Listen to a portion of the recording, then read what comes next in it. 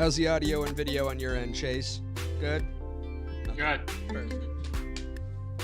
I like this. I've got you on this big monitor right at the table. It looks like you're at the table. Literally. Hell yeah.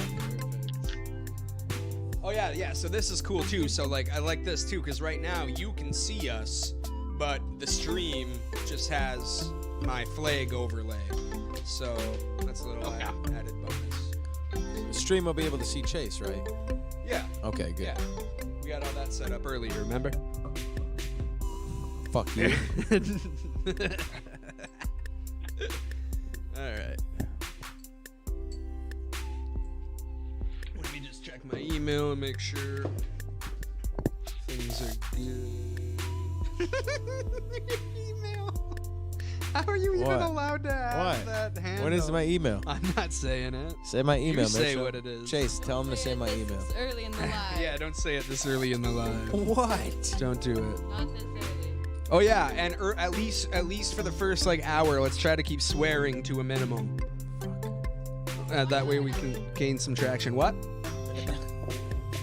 didn't say shit. Oh, I thought you said something. Language. Oh, sorry. Darn it. I'm like, I looked at you. I'm like, what? Gosh darn. God bless. Gaston.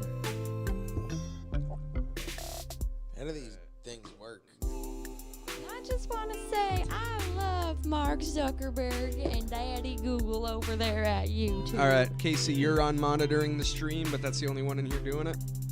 Yes. All right, good. Did you know tonight is like the night before the Hunter full moon? Like it is kind of a full moon right now. Yeah, it's Hunter's moon. Yeah. The moon this morning was insane. Yeah. Moon is thick as fuck early. It's sad, dude. I'm up for like 3 hours when the moon's still out. And I'm like, this is night. Yeah. This is nighttime. Mm-hmm. Fuck that. It is I cool drive to though. work into the fucking sunrise and out in the fucking sunset, blinded. Hey. Jeez. Away. Listen, if you know my dad, you know it's hard not to. All right, here we go, guys. It's time for the Badman Pod.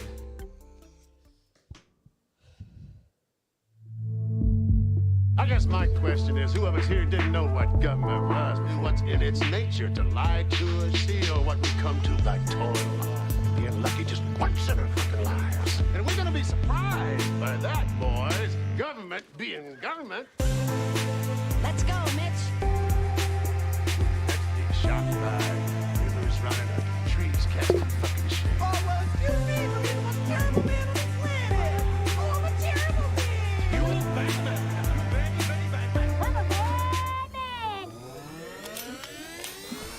I'm a bad man. You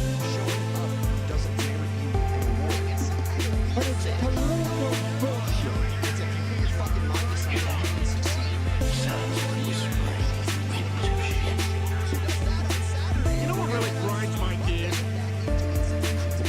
Did you make this? What happens? Gonna be exciting. You couldn't wait until the last Trump line. No, yeah, I made that. That's the new little intro for Mitch is a Bad Man. How do you like that? That's badass. Thank you. How is it going out there? Any viewer with us here this evening as we kick off a Bad Man Pod? I'm pretty sure Casey's the only one in here, but if you're watching it on demand, my name is Mitch, and this podcast is Mitch is a Bad Man. Tonight, we've got a special Saturday night evening event. We're talking about the moon landing. Not just the moon landing, really the moon in general. The whole idea that we've gone to the moon. The whole idea that what's going on? What did I do? Okay, What I hit a did you button. do? The whole idea that we've been to the moon repeatedly, that we've ever went to the moon at all. 6 Apollo missions, we're just gonna get way into it, you guys. It's gonna be awesome. Gonna just kind of hang out here and introduce ourselves for a minute on the YouTubes, guys. If you wouldn't mind too, if you got your phones out and handy, go ahead and share the YouTube stream to whatever social media you think is most prevalent for you to do so at Twitter. and that way we can get some comments in here and get some other people contributing to the conversation. I'm sure our boy Efren will be along at some point. We told Video Matt we'd be doing this as well, so hopefully he can find his way here, and maybe some of our other friends. I can imagine Samuel D. Koski popping by as well to shed some light on things for us. But I'm here with Canna Daddy Casey, as per usual, being lovely and sharing the stream right now. Casey, how's it going? Good. Good. Good. All right, excellent. Always a lot of pontification from Casey when we start out the podcast here. On my left, I have Allison. Do you have a handle or anything you'd like to introduce yourself by? Beans and Shrek TikTok. Beans and Shrek on TikTok. Allie, how are you? I'm good. You're good. All right, you're good. You excited some for the coffee? Moon Pod? So excited. Getting Psyching out of my mind. Getting zipped on the coffee for it? Excellent. And then, of course, Carson of the Carson Johnny Show. Carson, how are you doing, brother? I'm doing great, dude. Been excited all week for this pod. Excellent. Prepared a little bit earlier in the week. Just shared out on Twitter that we got the pod going. Even take Excellent. John Michael Gautier and Ross as producer. Maybe they'll stop by, Excellent. which would be insane. That'd be cool. And we probably got shadow banned already because Casey couldn't stop. I'm sorry. If I can't smoke and swear, I'm All right. Literally. What Out. do you want from joining me? us for the first time on the podcast remotely is my good friend, Chase. Chase, how are you doing, sir? Good, man. Yeah, I'm excited to do I'm so sorry. I didn't mean to do that. How are you? The thing was blinking. I thought it was going to start going, so I was trying to hold it to shut it off. I am so sorry. Chase, how's it going, my good friend? Good, man. Yeah, I'm just excited to talk about, what we got scheduled for tonight and first time on the pod, like you said, so I'm excited. Fuck yeah, dude. It's going to be Liddy Spaghetti up in here. I'm going to pop you into the corner there so that every time I go around the room, you're right here with us. So besides what we're going to get to and talking about the moon landing and everything, I mean, the whole... what? What? Yeah, Casey's laughing at me. Why? What? What are we laughing about? I thought Carson knew what we were like. Go back to the screen before. Go back to the other angle with all of you guys. What are we in it. laughing at? No, do it. Do it. And Oh, I'll that's tell you. dope. Chase is in the corner? Yeah, Chase. Wait, You no, were go you were back. here. You were sitting right here Look, when I set this it's a whole thing double up. Chase. Yeah, Yo, double it's chase. like I'm talking to Yeah, Chase. we got double chase. Excellent. So. You see him on All the right, TV all right, screen and all in right. the corner. All right, yeah, no, I mean, we're just chilling here. I mean, you guys, before we get into like the moon conspiracy stuff, I mean, let's just obviously talk about, dude. Have you guys been watching the frickin' like news reports and stuff of the Russia-Ukraine deal going on? It's like the mainstream is saying the highest nuclear tensions since the Cuban Missile Crisis. I don't know anybody has anything they want to say about that, or if you guys had been tracking any of that. It's wild. Everyone's basically like, yeah, we made tactical nuclear strikes. We tactical nukes. Everyone's kind of like, oh, maybe a little bit of nukes might might be fine. You guys got any opinions? One of Tim Dillon's latest, or not Tim Dillon, Tim Kest, Tim Pool's latest videos was titled "Biden Warns Armageddon Fast Approaches and Putin is Serious About Nuclear War." That's basically one of the things I watched. Yeah. Caught me up. Doesn't it just feel like a parody at this point? Just like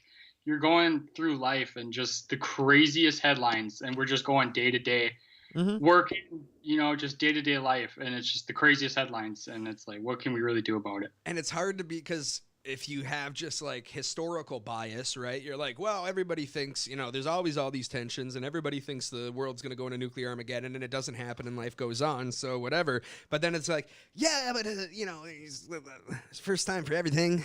You know what I mean? And I think a lot of people think about like nuclear war, nuclear holocaust, and that kind of stuff. Like they think about the nuclear holocaust, right? They think about like everybody's nukes going, or like there's like Terminator imagery going on in their head. But like what we're talking about right now with this crazy stuff is just like tactical nukes, like small, like nuke a mile of land, you know what I mean, nuke like 10 miles in the like of roads or bridges or whatever, that kind of crazy stuff. And that's sketchy because you're talking about once that starts happening, if that starts happening, then you're talking about like escalation into some crazy other stuff where it's just like, yeah, like no, we just dropped a tactical nuclear device into one section of the city, and now we don't have to worry about that problem we were talking about. Yeah, like that kind of reminds me of Beirut, Lebanon, like that explosion that went off. Oh, dude. They said it was fireworks at first. This kind of ties in with what we're gonna go, later, kind of with the conspiracy stuff. But like, that looked like a tactical nuke. Mm-hmm. Beirut, Lebanon, right? Yeah, that was that big explosion. There was all the footage of like the big giant explosion and the smoldering just like off the coast and everything, right? They were like holding fireworks there or something. Yeah, they said that there was a firework accident and the whole bullshit. cache blew up or That's something. such bullshit. Yeah, it's like Yeah. that's like that is a lot. You had a lot of fireworks then. You know what I mean? Did you see that clip of it came out like months, maybe a year after it or something like that. There's a clip of someone on a jet ski. I don't know if you can find it or even care, but No, I saw that where the Yeah. explosion went off and they fell off into it. yeah, dude, that's Into insane. the That is water. not just a fireworks thing. Yeah, it's absolutely crazy. Casey, did you have any comment about impending nuclear war? We were talking about it. You were like, we got to go get prepped. She was like, tomorrow we're going to go to Costco I and just Walmart. gotta say that I didn't vote for women to join the military. So, like, I shouldn't have to, because personally I think I shouldn't have to drive or go to work either. I should just make me stay home again. Make women stay at home. I hate the outside world. That's my opinion. I love it. on Here, let me. I got a picture of the Beirut explosion up here, like the fireballs and shit. Yeah, that's fireworks for sure. Yeah, if that's a fireworks explosion, if I've ever seen one. I'm talking about like but the shock wave that Yeah. followed. Like, Oh that's yeah, not- like That was a singular not- explosion. Like we've all seen like firework places blow up or whatever, and it's like boom, boom, and there's like all these different separate explosions. There might be a few like big ones or whatever, but this was like a singular, just boom. And there wasn't even so much as like stray bottle rockets or anything. There wasn't like one firework that was like stray flying through the air or something like that. There's multiple angles, multiple videos. Look at that. Fireworks. No. yeah, like what? That's insane. No. Yeah, fireworks. No, I keep thinking about Shanghai Nights and like the fireworks Yeah. explosion or Yeah. whatever. It's like, yeah, I don't know. Dude, and maybe not and if not tactical nuke, then something like no, dude, no. That's an insane shot, dude. That was some. You remember watching Blacklist, Casey? Remember Blacklist? That was some Blacklist shit, dude. There were like crates of ordnance or something like special there that they had to blast. You know what I mean? That there was some secret op or a bomb planted for a terrorist attack, destroying like some weird freaking like random nobody knows like some cryptographic device that was being shipped from some Right. tech company to some government or something. And Right. they were like, we gotta. But that's what that was. Things we wouldn't even know about. Yeah. Yeah. Crazy, man. Crazy. No, but yeah. But yeah, so anyway, like the world, the Russia-Ukraine stuff. I don't know, not to get too far into that, but just because it is like a thing going on right now, like I don't trust what is going on? I don't with trust that? anything the media says. 100%, not at all. Both sides, whatever. But I say both sides, but it's all one-sided. Every single story, it's Putin's the next Hitler, Putin's this, Putin's that.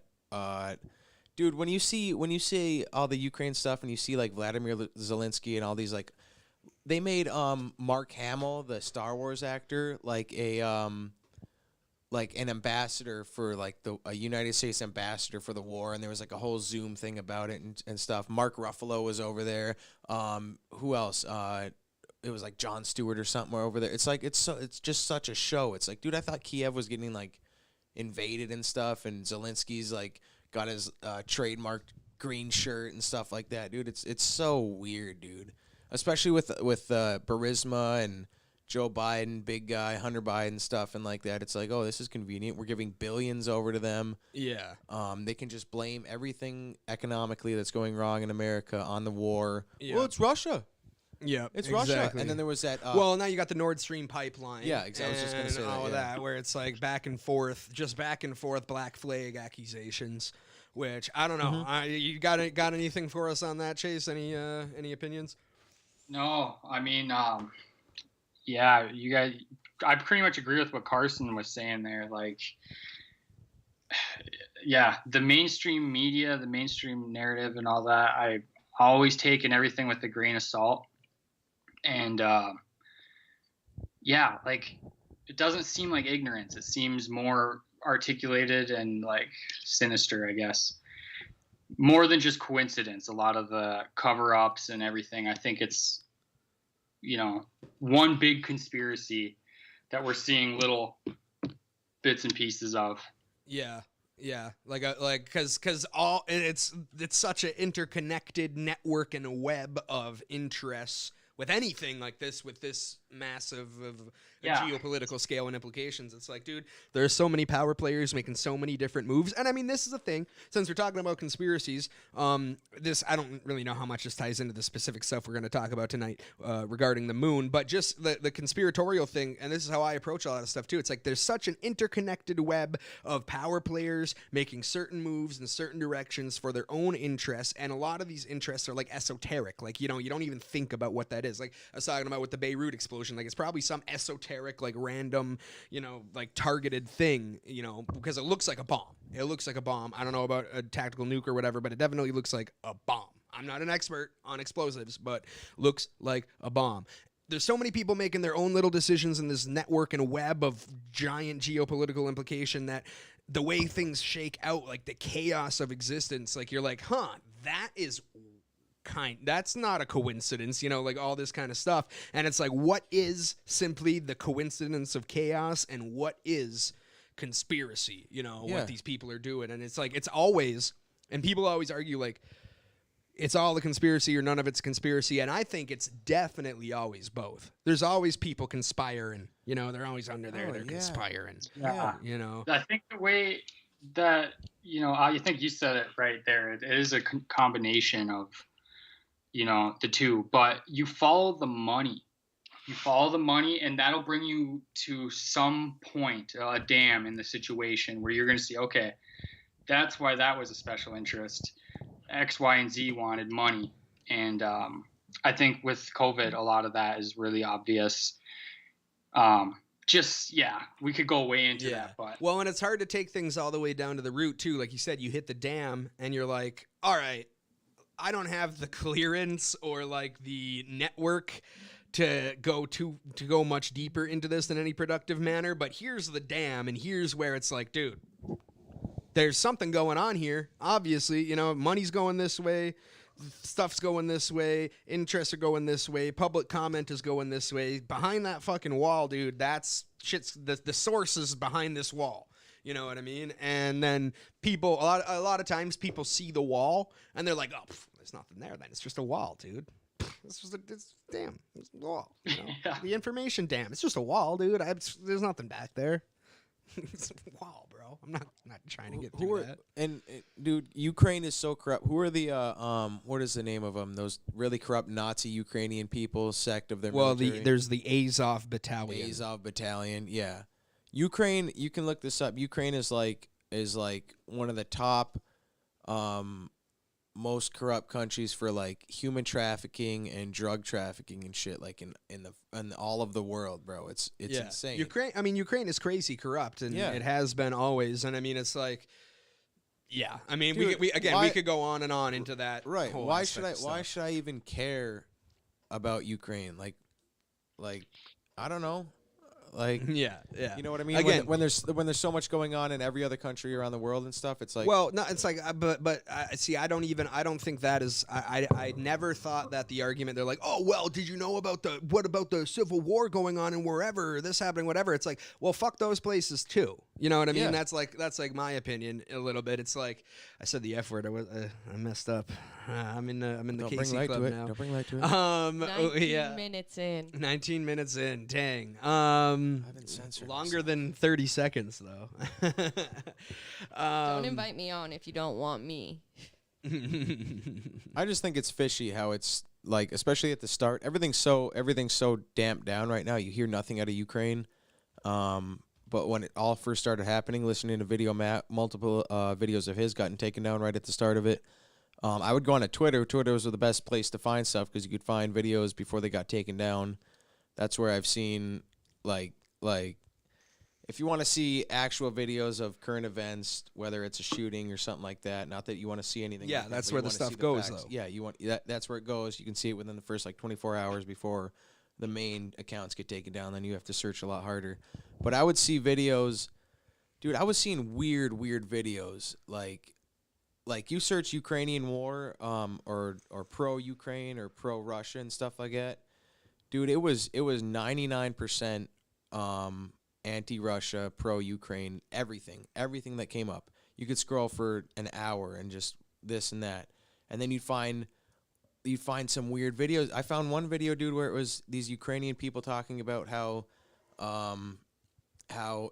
they were like blah, blah, blah, talking their language and stuff, and they're giving interviews and like, no, it wasn't even Russians, it was Ukrainians, it was Azov and Ukrainians. They killed our people, they made it look like Russians, they're the ones. There was a video of Russian forces saving these people that were like shoved underground and stuff like that and dying and stuff from the Azov battalion that had done some crazy crap. And Well, I mean, you just don't know what's real. It's just, well, yeah, and also there's again, you go back to the geopolitical web of the thing. There's like also like kind of it's half a civil war in Ukraine. The whole Donbass region is basically ethno-Russian, and they're like kind of like it's like Russia. And actual Russians, this is like my takeaway from the narrative is that basically everybody's pretty much like, yeah, it looks like the actual Russians are not down with what Putin is doing and what's going on over there. And you got martial law and draft stuff being instituted. And the only people who seem to be, well, obviously there are Russians in favor of it and stuff and all the people doing that. But the people that seem to be in favor of it are those like Eastern Ukrainian people, the Donbass region. They're like, yeah. You know, and that's what my perception has been. But I don't know. We could go on and on about the Ukraine stuff and all of that. Before, I guess, we get into it, Casey, how is the stream health? I know you've been monitoring. Are we, like, good and not skippy or anything? If you check the audio, is that sounding fine over there as well? I don't know. We could go on and on about all right, perfect. Good. We're sounding good. Excellent. All right. Well, so, I don't know, guys. Should we talk about the moon? Where the fuck's Efren? Yeah. I know, where real is Efren? Quick, I wanted to ask something. What your opinion was on this with the whole Ukraine thing? Totally. But wasn't Zelensky? Wasn't he like president on a show before he actually was? yes. Well, yeah, he What was an actor and a that? comedian. What was up with that? How he went from He just, being he did a you know, Donald, captain of the show to like in reality? Isn't that strange? he did a Donald Trump basically and just ran, I guess. You could get all wild with that. I mean, you could get like, Yeah. dude, the simulation is tripping and like beat booped him from fictional in the simulation to real, like beat booped reality and human fiction and It's really real weird. world. Dude, yeah, in reality for real take, I don't know much. It just seems like he's like kind of just the personality guy, and the people were like, yeah, we like him, and he was like, yeah, Ukraine, and then also Ukraine is like one of the most corrupt Western states, so I don't know stuff. Yeah, and then Biden getting money. the media just made him seem like a superhero for whatever reason. It's just, who knows what's confusing. happening. So much of the cringy memes, you know what I mean? Like, where we've talked about this before, but it was always funny, like the Trump memes, like the Trump shirts where he's like riding a bear with like a flag and like an eagle soaring over and a big machine gun or whatever. It's like funny because it is so like hilarious, like preposterous, like yeah, like whatever. And then people would make fun of that, and then the left would try to do the same kind of thing with like like Elizabeth Warren and Kamala Harris and stuff. Dude. And you're like, you guys, you can't do this because you don't get it. Like this is so cringe. What you're doing is so cringe because you're too serious about it. You're like George Floyd. Let's make this like meme of like everyone being cut. It's like you don't get it. No, like it's like the Trump thing. Yes, we like voted for him and these people support him, but also it's just funny. Yeah, it's funny. Yeah, the imagery. You know, rambling off of that. You don't think we know you don't think we don't know that he's a fat 70-year-old man? Yeah, because I feel like on the Zelensky thing, I feel like you guys were saying, like that's how they would they presented him. I saw like memes of him as like a cartoon that's like all buff with like, you know, like whatever, like fuck the Russians or whatever. Yeah, it's ridiculous, dude. You go to a store, dude, and they're like donate to Ukraine and stuff, and then the Zelensky, like I said, he's got that like trademark green like military shirt, and it's just like it's all just like kind of cringy. And also like Zelensky and Ukraine, they're just trying to pit America, the West, against Russia. Like they're doing everything they can, and that's why it's like not that crazy to kind of theorize that Ukraine might have had an interest in doing that pipeline job and getting America and Russia to fight over it. So have you seen Elon Musk? One more thing, have you seen Elon Musk's tweets on it? Can you look those up really quick? Search Elon Musk tweets about Ukraine. Oh no, yeah, and then the Ukrainian people were like laughing at him and saying "fuck you" and whatever, because he would propose like the peace deal and shit. And he's basically like, "You're all gonna goddamn die." Yeah, you are all going to die.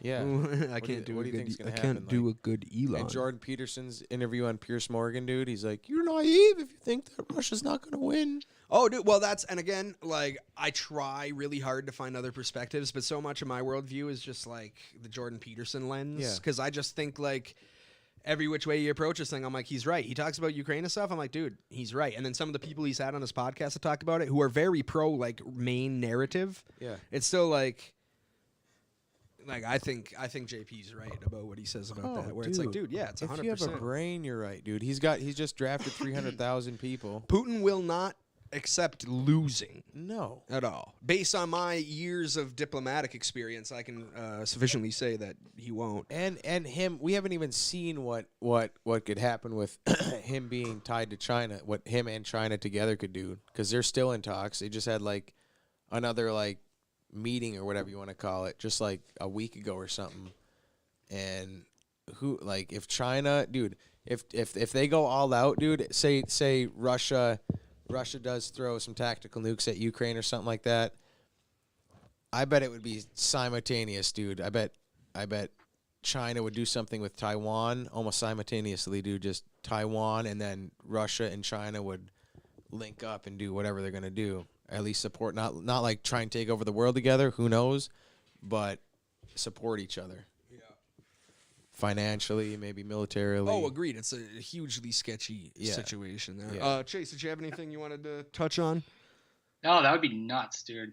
Yeah. China and Russia. That'd be nuts. Bad. Bam, any takes? Canada, Eddie Casey? No, I'm sorry. I was out for a good bit of that. What were you doing? Well, my vape was clogged, so I hit it really hard, and I didn't realize that it unclogged.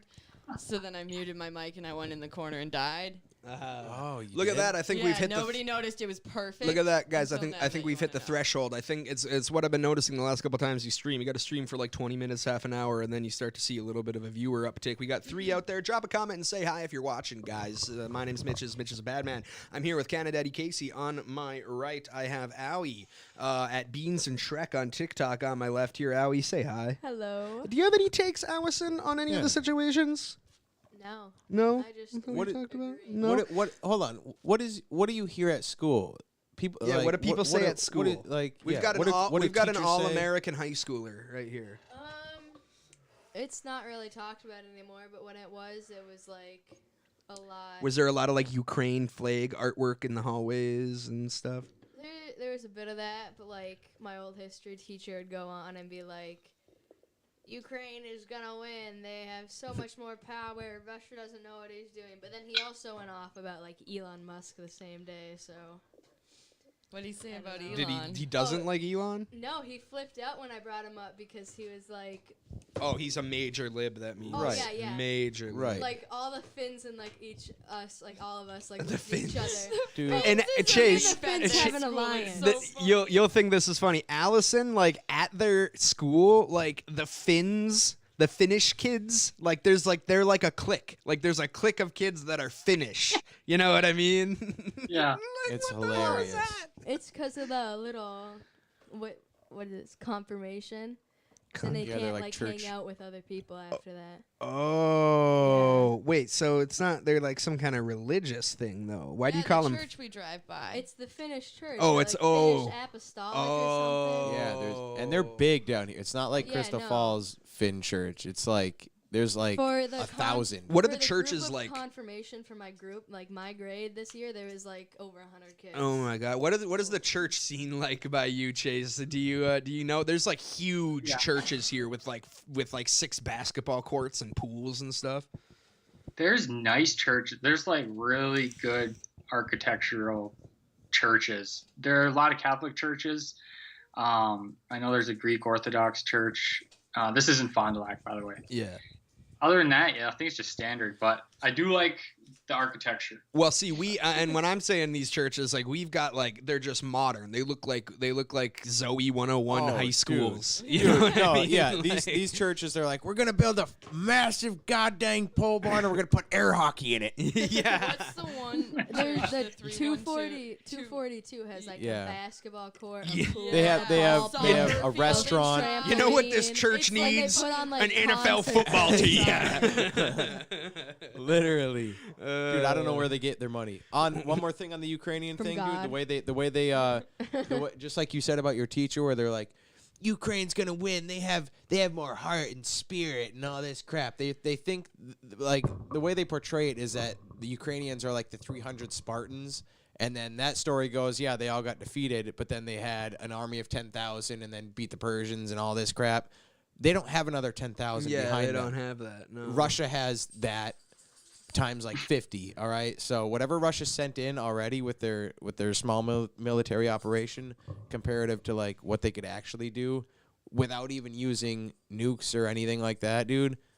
It's like, and Jordan Peterson's talked about it too, how they're probably waiting for the winter too, because they've taken out so much infrastructure and stuff like that. It'll weaken them even more. Or like the point that Tim Poole brought up on Timcast, so he's talking about like, yeah, dude, they're probably like, yeah, if they're serious, if the situation is that they're serious about using tactical nukes, then probably what they're doing is like, yeah, Ukraine, come advance, come get us. Oh no, boom, boom, boom, boom, boom, boom, boom, cluster bombs along like the line or whatever. Yeah. You know what I mean? So that's super sketch. That's all super sketch. Yeah, I don't trust our politicians to do the right thing, to do the smart things in this regard, which I think would be like stay out of it or be like Ukraine. You just gotta, you know. Like, I don't know. Do you think it would be different under Donald Trump?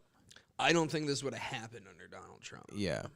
I honestly don't. think, and it's not just because we're. I agree 100%, and it's not just because we're like, oh, Donald Trump, yeah, hell yeah. No, it's like that would not have happened. Just the pure disrespect from the left and stuff about. This wouldn't have happened on Trump's watch. No, It wouldn't have happened. goddamn. You think this would have happened under Trump? He'd have shoved Huh? a boot up Putin's Huh? ass. Yeah, he would have. That hat is so dirty. Just No, like it the is so the dirty. the disrespect from the left, dude. Like the pure, just unappreciative disrespect when it comes to like. You know why this hat is dirty? I got attacked by a gang of Antifa, and I beat them off with my bare hands. Then I went to church. Yes. Anyway, I love it. Oh, good God! Ukraine, Russia, the cluster nukes, all that crazy stuff. I don't know. I'm feeling pretty good and warmed up, boys. Should we start talking about the stuff that really matters, Yes. ladies? Should we start talking about the moon. stuff that really matters? Yes. Yeah. Yup. Yes. I can't hear you. Yes. Yes. Yes. Yes. Yeah. I'm still slightly dying. I'm gonna be honest. Why are you dying? I hit the vape more. Oh. Even though I still didn't feel great after the You mega shouldn't rip. have done that. I You was like, shouldn't oh, have I done should that. put more in. Chase, is there anything else that you can think of that you might want to bring up or finish up a thought on? No. All right, perfect. All right. Or finish apostolic thought on. Finish That's that Allie's stuff. trigger word. Stop saying it. I'm, Allie's gonna- I'm cool with some of the fins. Allie's Some of gonna them marry a not, though. Finnish apostolic boy, and she won't be able to talk to us Yeah. anymore. Yeah. You'll never see I'll me. get communinated for you. All right, guys. Thank you, Casey. You're welcome, Allie. Anything. She's you been suck. communinated. No, it's fine. Casey got Yeah. communinated. Oh my god. Yeah. Here we Oh go. my God. I gotta pop these things out. Carson. The Moon Pod. Oh, look, On I Mitch was is a wearing Bad blue Man. earrings. That's one small step for man, one giant leap for mankind. Beautiful, beautiful, magnificent desolation. For one priceless moment in the whole history of man, all the people on this earth are truly one. The first quote came from Apollo 11 astronaut Buzz Aldrin as he followed Neil Armstrong out of the lunar lander to become the second man to step foot upon our planet's only moon. The second quote was spoken by President Richard Nixon in a communication to Armstrong and Aldrin while they were on the moon. Of course, the soundbite that we first heard there needs no context. Every American and most people in the industrialized world will recognize the historic piece of audio, a statement made by the first man to slip those surly bonds of Earth and plant his feet upon the dusty, barren surface of Earth's lonely satellite. Allegedly. Yeah, all right. So we're here on the Mitch is a Bad Man pod, and we're going to be talking about the moon landing. Did it happen? What's going on with that? Mystery, rumor, contradiction, bold claims, and grand conspiracy abound around the topic of this groundbreaking feat of humanity. And, of course, the next 5 Apollo missions and the subsequent narrative of American societal, scientific, and exploratory exceptionalism. Questions and alternate and opposing narratives among communities of so-called conspiracy theorists are wide-ranging and plentiful. Some insist there are visible wires, wrong shadows, and other anomalies in Apollo footage that indicate it was staged, many pointing to the special effects in Kubrick's 2001 A Space Odyssey as evidence the Apollo missions could have been faked. Many make claims of technical and logistical inconsistency or impossibility. Most take all of that and much more into account in building a theory of a vast politically and socially motivated conspiracy.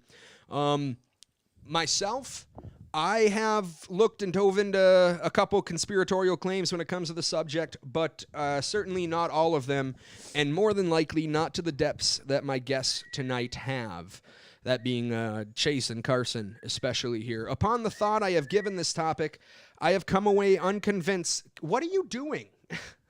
I'm talking, and you're whistling to the dog. I'm doing a Stop. whole intro. Stop I typed being mean it. to I Casey. typed it on fucking paper. Do you hear her Stop crying? reading What Like a in nerd. the fucking But shit? do you hear her crying? Look at you I lost, you lost our muted. one viewer, I'm sorry. Mitchell. I muted 'cause you my had to mic. flip out on Casey. Oh my I- good God. Yeah, I shut it off Shut when the you started yelling. However, at me. I still have many questions myself regarding the hows, whys, and perhaps the most important question: why haven't we gone back?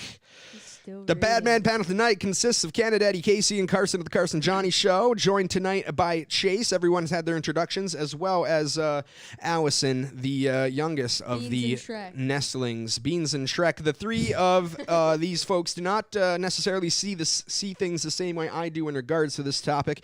So we thought it would be fun to sit together and engage in a dialectic of sorts where we will knock our ideas around with anybody out there in the comments as well. Judgment-free zone where we understand that we are entitled to our theories and ideas. They're open to criticism.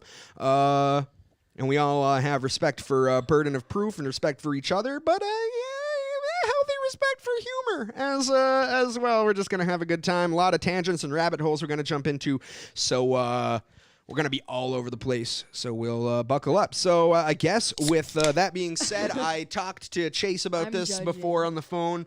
I don't know if I talked to you about it, but how, I mean, just, oh yeah, we did, because we were messaging about it a little bit, just like, I'm going to be, I haven't done much research, I'm just like hearing what you guys are saying, and then I'll just ask questions and whatever, and then if it comes into it, I got to still be a showrunner a little bit, but I don't foresee having to like cut anything around or anything like that. So everybody just try not to interrupt each other when we're going off. If you've got like a long like thing that you want to go on, just say like, okay, this is going to take a second, you know, when you go into it, and so that nobody's interrupting or we're not getting off on tangents when you had like a point crystallized in your mind. Everybody knows how that feels like, and then you go down a tangent and you're like, wait, what happened? So I guess. What? Well, if you're gonna be mean to me, I'm at least gonna get happy on my own. I look to my right and I just see Casey's back and I just hear click, click, yeah, I just hear that and just her hands up by her face. Allie, don't look. All right. So guys, I don't know exactly how we should get into it, but I'm feeling good. I'm feeling loose. So I guess the first thing I can think of to start this off, let's start off with like a mission statement from each of you guys. Basically, Carson and Chase and Casey. I mean, I don't know if you have big opinions on this, Allie. Do you have things you sounded doubtful of my name, even. Do you have things you bring Mine didn't even get mentioned. to the table? All right, because the women are just invited for demographic I'm just saying, purposes. You're here for peanut butter and jelly. I'm just saying we already all introduced ourselves, and we're here because, you know, Chase and Carson and I were talking about doing a pod, so I don't know if you guys have like a... Well, I'll ask all of you. Introduce yourself, like the way that you come about and got interested in the moon conspiracy stuff. A short bit about what you think about the topic, maybe a light touch or brief overview of anything that you want to talk about specifically. Like, yeah, I plan to bring this up or I plan to bring that up. So let's start with Allison, since you're ready for this. So, Allie, where do you come from into this conversation? What kind of research have you done on the moon? Have you been fascinated for a while about the moon landing? Where do you come into this conversation? Last research I've done on the moon was like 6th grade when I watched a Watch Mojo video on why the moon was fake. Okay. Landing.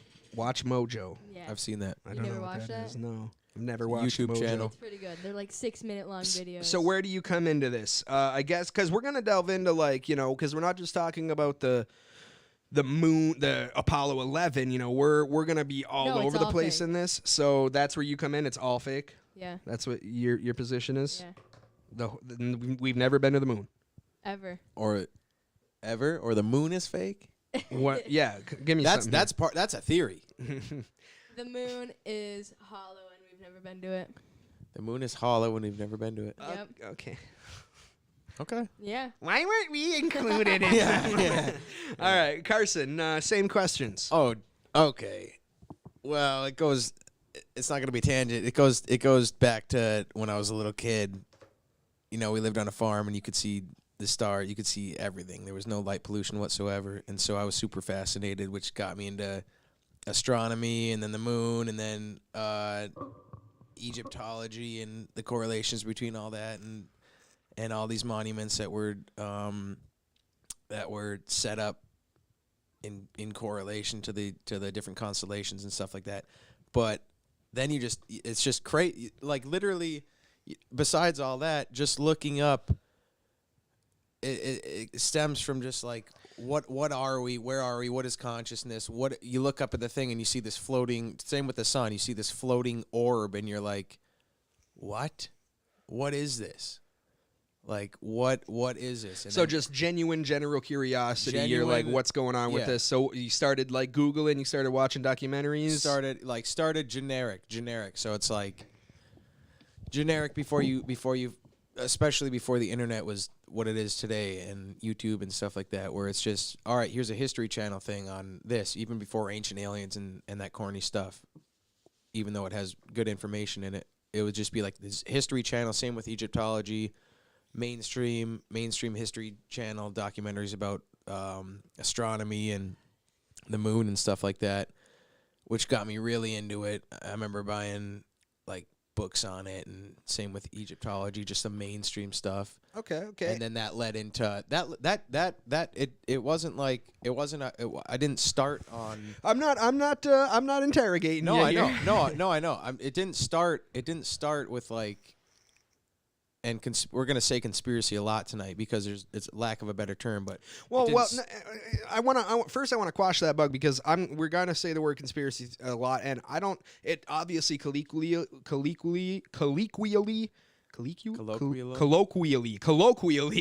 thank you. Yes, sir. It colloquially has like a pejorative sense to it, but it like definitionally is like, because the next question I'm gonna ask you is where you come in on the moon thing.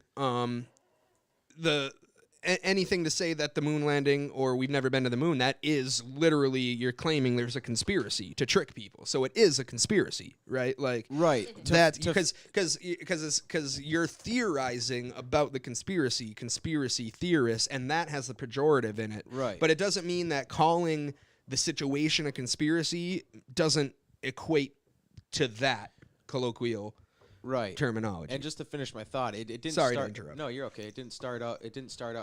Like the first things I watched wasn't like, wasn't like conspiracy videos or whatever. Like I said, it started out with like what everyone would watch, what you would learn in school and stuff. So it didn't start out with, oh, the moon is hollow, the moon is aliens, the moon, there's bases on the far side of the moon or anything like that. It started out normal, and then watching everything I could on that, learning about it and stuff, it was like, all right, not everything seems to add up. Like same with what I've done with looking into ancient architecture and stuff around the world, where it's like, all right, this is what they're telling us, but just like using common sense or whatever, it's a little different with the moon compared to that stuff, but it's just like looking at it with a fresh pair of eyes, trying to open your mind to different things. It's like, all right, there might be more to this. You know what I'm saying? And that's where it all kind of.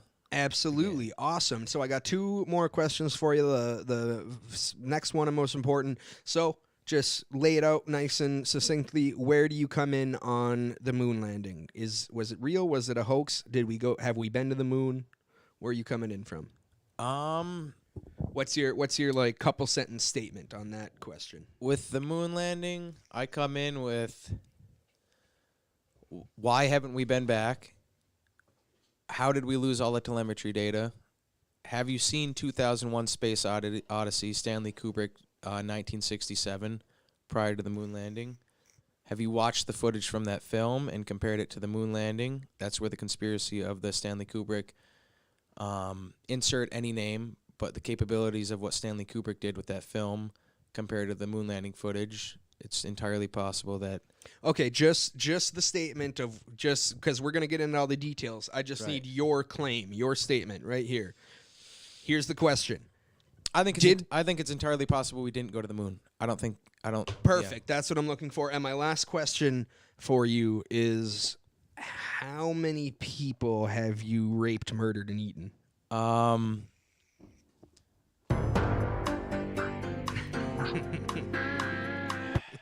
Because of the Dahmer glasses.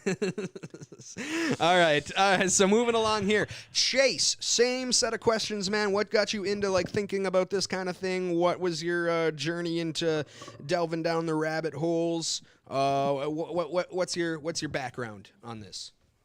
So it all started back when we were hanging out when we were young. Remember, we would research this stuff. Absolutely. And with like 9/11 and everything basically. Oh yeah. I just wanted to kind of go off what Carson was just saying. Like they don't know how to get to the moon. They claim that like the documents and all that got lost. I have a couple questions too, but I'll save that for later. But my position is no. I don't think we went to the moon. Perfect. All right, nice and succinct. All right, you guys. So I guess, what do I have? Some notes here, some questions. Let me get. Oh, it's fine. Move on. No. I am so sorry. You've been so quiet like a church mouse over there. Okay. I'm so sorry. I got wanna these do notes it in front of now. me. Come on. You do your notes. No. What We're are we? moving What? on. I'll Casey, continue from Casey, elsewhere. Canada, Casey, your background. I got my numbers all off because we got 2 extra. So now it's like all. Casey, your background, where you come in on this issue, what kind of rabbit holes you've dove into, and your stance on the topic here tonight. I think it didn't happen. Okay, and what kind of? I'm very sorry for skipping you okay. there. What else? You got any background or pontification to do, or you I'll just do it later. Okay, you'll do it later. We'll dive in. All right, perfect. Okay, so now again, apologies for leaving you out. I really didn't. It's fine. When you're sleeping in the bathtub tonight, my apologies to leave you out. I'll make sure he's there. All right, so everybody, Rape. I guess. You know what to do. $200 in it. For Okay, your so cars. I'm gonna actually start here. I'll start. I'm gonna get some questions, and I got some just questions here, but I want like based on answers, and we'll be able to ask more questions. And if anybody has a specific question to ask another panel member, right? Like, and there's chat or anything, just raise your hand or whatever. You know what I mean? Like to get in there. But I guess I'll start off. Casey, so for an elaboration on our introductions there, do you believe Apollo 11 was faked, but the rest were real, or that it was all faked and we've never been to the moon? I think nobody's ever been to the moon. Wait, we've never been to the moon, or like That humanity has never been to the moon? Yeah. Yes. Because the accepted and Well, current 'cause it's record is all- that America has been the only one to put people on the moon. Yeah, and I think that's so weird because other space stations have been around for longer, and like it just doesn't make sense, especially now, like in 2022, that they still haven't gone. Especially China or Russia, like just like, hey, fuck you, bitches, we here now. Like seems sus. Okay. That's all And- I got. So Carson can go. And, All right. And on that, I think it's possible. So you go to it's fake. Apollo 11 is faked or whatever. We got the space race. We got this and that. Established dominance or whatever it's going to be, military, whatever. These people went to the moon. Oh my God, they can see everything almost. They're above us. Blah blah blah blah. You do that. You keep same like I said earlier. It's like we were going to the moon with people, quote unquote, at a time when it wasn't today. It wasn't. You couldn't research everything on a square that's in your pocket. You couldn't bring up all this information. And why like if you do that thing, if you do it once, you can't just do it once or whatever. You would do it a few times, right? You would do it a few times. Like, all right, we got to keep doing it or whatever. Technology gets better. You can fake it even better. And then another point on Casey, it's like, why haven't we gone? And why haven't we gone, especially when Elon Musk is launching rockets, landing rockets, talking about going to Mars? You would have thought he would have already gone to the moon by now with people. And his plan, and even in his autobiography and stuff like that, and still the plan, go on a SpaceX website right now and scroll all the way to the bottom. It shows a list of all the rockets and stuff. And at the bottom is the BFR, big effing rocket, which is set to go to Mars, and the plan is still 2024, which is not going to happen. Tell you that right now. 2024 with people to Mars. No. When we haven't gone to the moon. I don't believe that. Right? And so, yeah. Okay, so basically what I'm hearing from you is that you're basically Wait. supposing that we didn't go to the moon ever. Right. Well, if we're going down that line of thought, if they didn't go to the if we didn't go to the moon, if it was faked in a studio, whatever, Apollo 11, I don't think they would have done it one off. I think they would have gone, all right, well, crap, we did it once. We got to do it a few times. Well, they didn't go one off. There were five more lunar That's what I'm missions. saying. That's what I'm saying. They're going, we can't just do it once. Everyone thinks that we went, whatever. We're not just going to do one time. Oh, right. So they spend some years Right, filming. yeah. Okay, They- I get they what do you're some saying. Years, they do some. They I do get what some you're years saying. doing it. Allie, did you have something you wanted? Before I move on, I want to get to Chase never here. mind. Before you. All right. So where are you at here, Chase? The floor is yours on that. Then I mean, I know you already said that you believe we've never been to the moon. Can you give me some elaboration on that in similar way that like Carson did there? Some supporting stuff, and we can get into it. Yeah. So, like I said, I don't think we've been to the moon. Why is you can just look at all of the lies that have been happening. You can get current ones, which I sent on your email. Green screen, just like CGI, Photoshop. What else? There's a whole list of it that I had sent in that email, so we can pull some of that stuff up. But I just see it hasn't just been a one and done deal. It's like NASA has been doing this, and yeah, dude, you'll just have to see some of it because they're supposed to be in like this anti-gravity thing up in space, and then they have a cup of water, and it was like an accident or something because this cup of water is just sitting there, and this lady's hair is all sticking up. It's supposed to be anti-gravity, but the cup of water's sitting there full. And then you look and you can see like the cords on the pants, and you know, think what they can do with, you know, $100 million movie budget like Interstellar. Like, what can they do with, you know, 100 billion? Yeah. So I don't think it would be hard, and I think people are really gullible. And I think this past 2 years, the gullibleness of people has really been highlighted. So I don't think it's crazy to say that in 1969, you know, they could have tried to dupe us.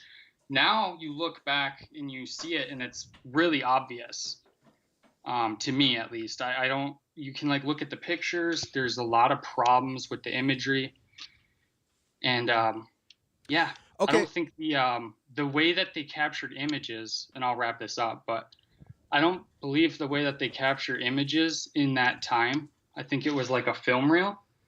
I don't believe that can happen without the process of like having oxygen. Okay. That was an interesting thing that I read. I don't know the validity on that, but. Okay, perfect. Well, so like I said in the first, so I'm going to Google that up right now. What cameras were used on Apollo?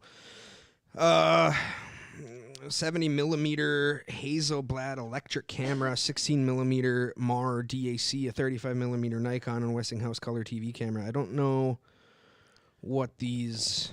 Obviously, I'm not a camera expert, so I don't know. Then there's also theories that there's also people say that film wouldn't survive through the Van Allen radiation belts, and you can search for Van Allen radiation belts, and their claim for the Apollo missions is that they launched specifically at a time where it was like the weakest point of the Van Allen radiation belts. Their path that they took through it, which is sort of right outside the Earth's atmosphere between the moon and Earth, and so that's another thing.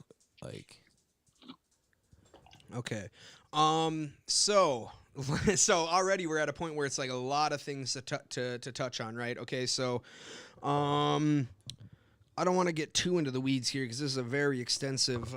Bring it up on the screen right here. What if I made it simple for you? What if we did like the third cameraman? That is something that I don't understand, and if you can shed light on that, because when they show the thing, like they show the rocket taking off from the moon back to Earth, like how did they film that? Okay, yeah, good Right. point. Is that Apollo 11?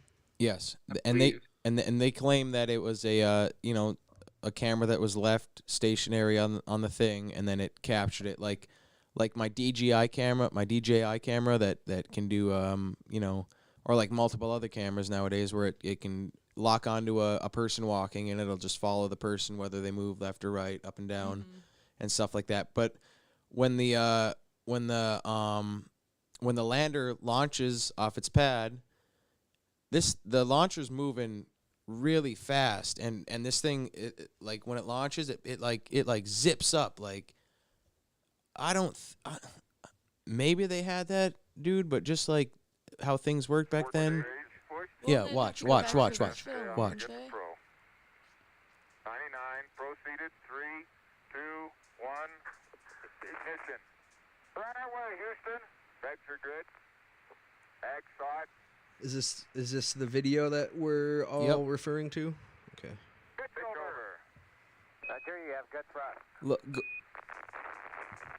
and then it disappears out of. There it is. Okay, 30 seconds.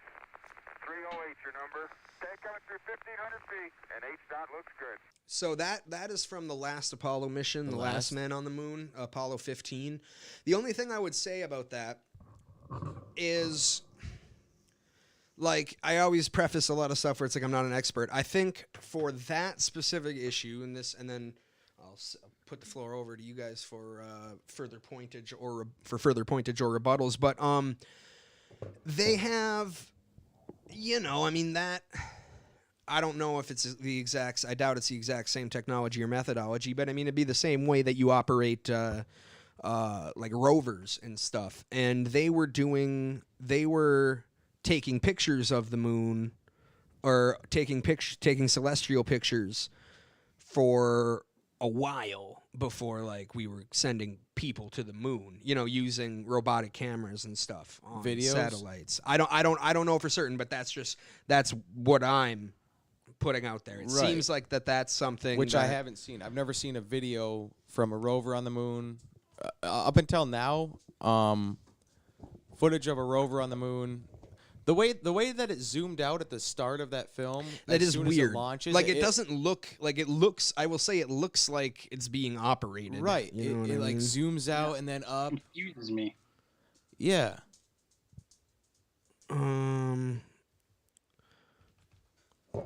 Unmanned lunar video. I mean, there's no point to me. So Right. So that is weird. That's right? Like exactly. Like that is a weird thing. Casey, you have any input on that? You've been seeing the videos? Yeah, that is like weird. Like somebody had to be doing that. I mean, like Mitchell said, Yeah, valid point. But I've never seen from that era. Not today. Today is different. From that era, I've never seen a lander on the moon or a rover on the moon, unmanned rover, moving that fast. Like I've never seen one go Yeah. like "Woo," and then like scan across the ground or the plane of the moon, or like look around or look up, because that was like the way. I don't know if we want to play it again, but the way that it zoomed out and then up like that, it was like that's as simple as a dude with a thing going Yeah. like Yeah. The So only- isn't it allegedly like 268,000 miles to the moon? How did they get there and back on only one tank of gas or something?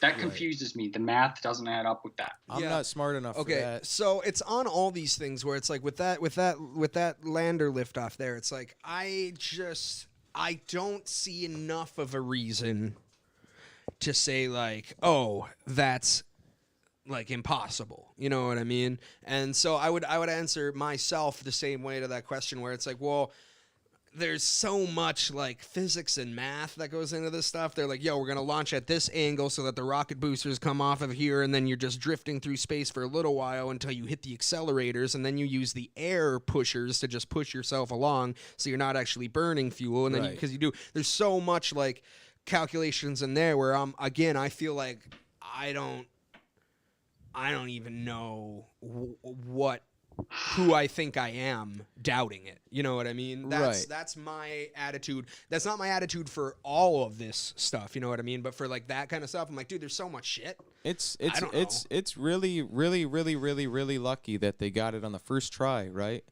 Elon Musk launches multiple tens of rockets at the start of his company, granted start of a company, whatever, blowing up rockets here and there, but first Apollo 11 mission with apparently math and data written down with pencils and stuff and computers the size of this room to calculate different things. They got it first try. Yeah. First try.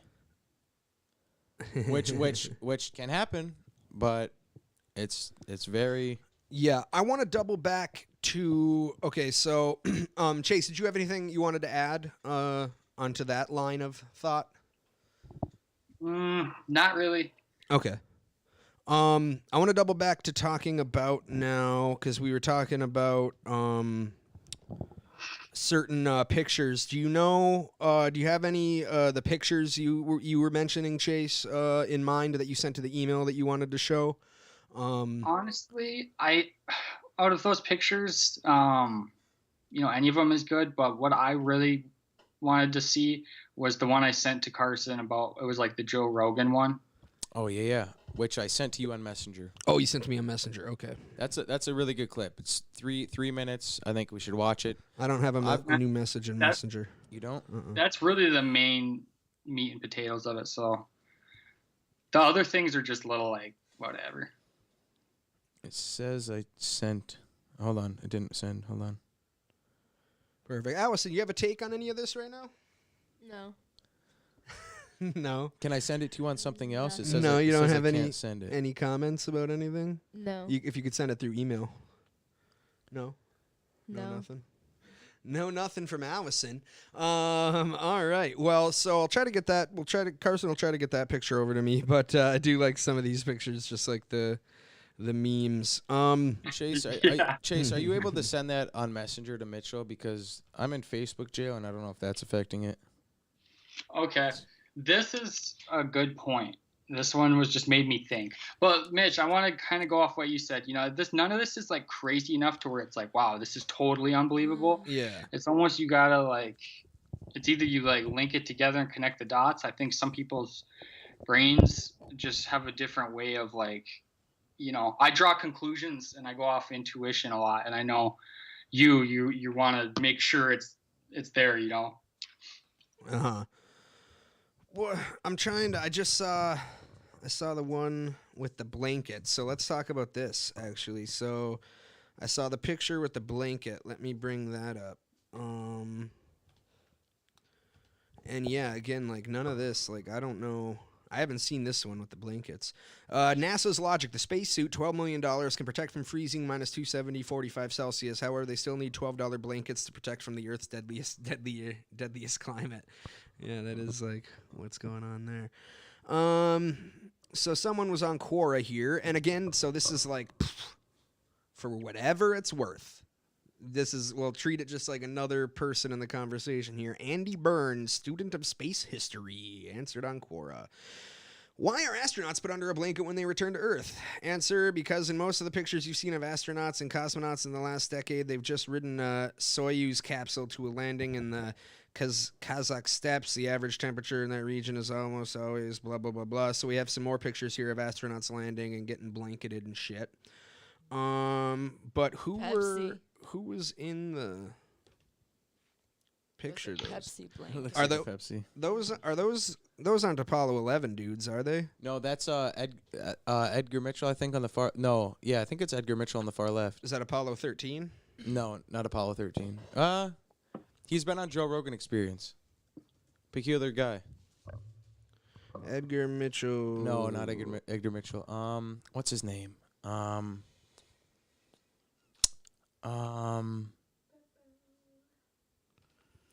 Honestly, Chase, if you can you message that exact video to? I did. Okay, perfect. I sent that to you in Messenger, Mitch. Okay, gotcha. Because that one has some peculiar crap on it. Okay, gotcha.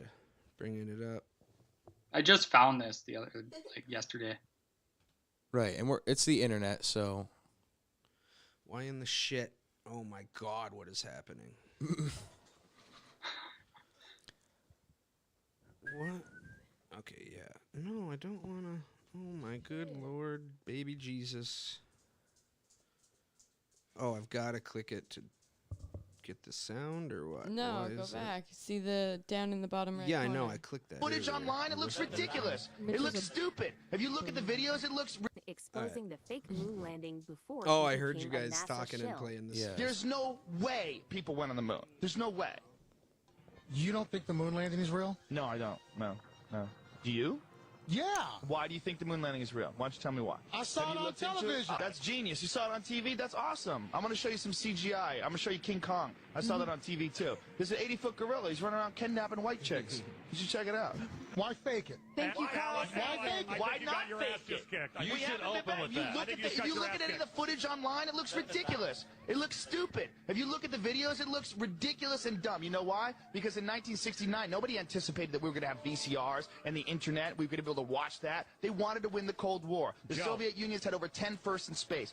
First man in space, first woman in space, first they had everything. First dog in space. They had first satellite. They were so much more advanced than the Americans were. But the Americans were more advanced in trickery, and that's what they did. They figured out a way to fake it. That's why when where Neil like Armstrong- I disagree with Rogan because that's bullshit, dude. The Soviets were never more advanced than anything. What they had were numbers. Everything that they put people in space, right? But they also they didn't care, dude. They were just sending shit and like failing and just like throwing spaghetti at a wall and all their shit. The Soviet Union was never like fucking had advanced shit. You know what I mean? Like they were like they didn't have I just disagree with that sentiment. Like, based on what I know. Well, like, based on that, dude, they had that one astronaut that they sent up. His name was Yuri something, and you can listen to audio of him dying basically as his capsule started burning up and shit. It's like yeah, they sent stuff up and it 99% of the time failed, and then we send one shuttle up with people and it 100% without fail. capitalism, baby. Not one thing. Capitalism, wins. motherfucker. Play the video though.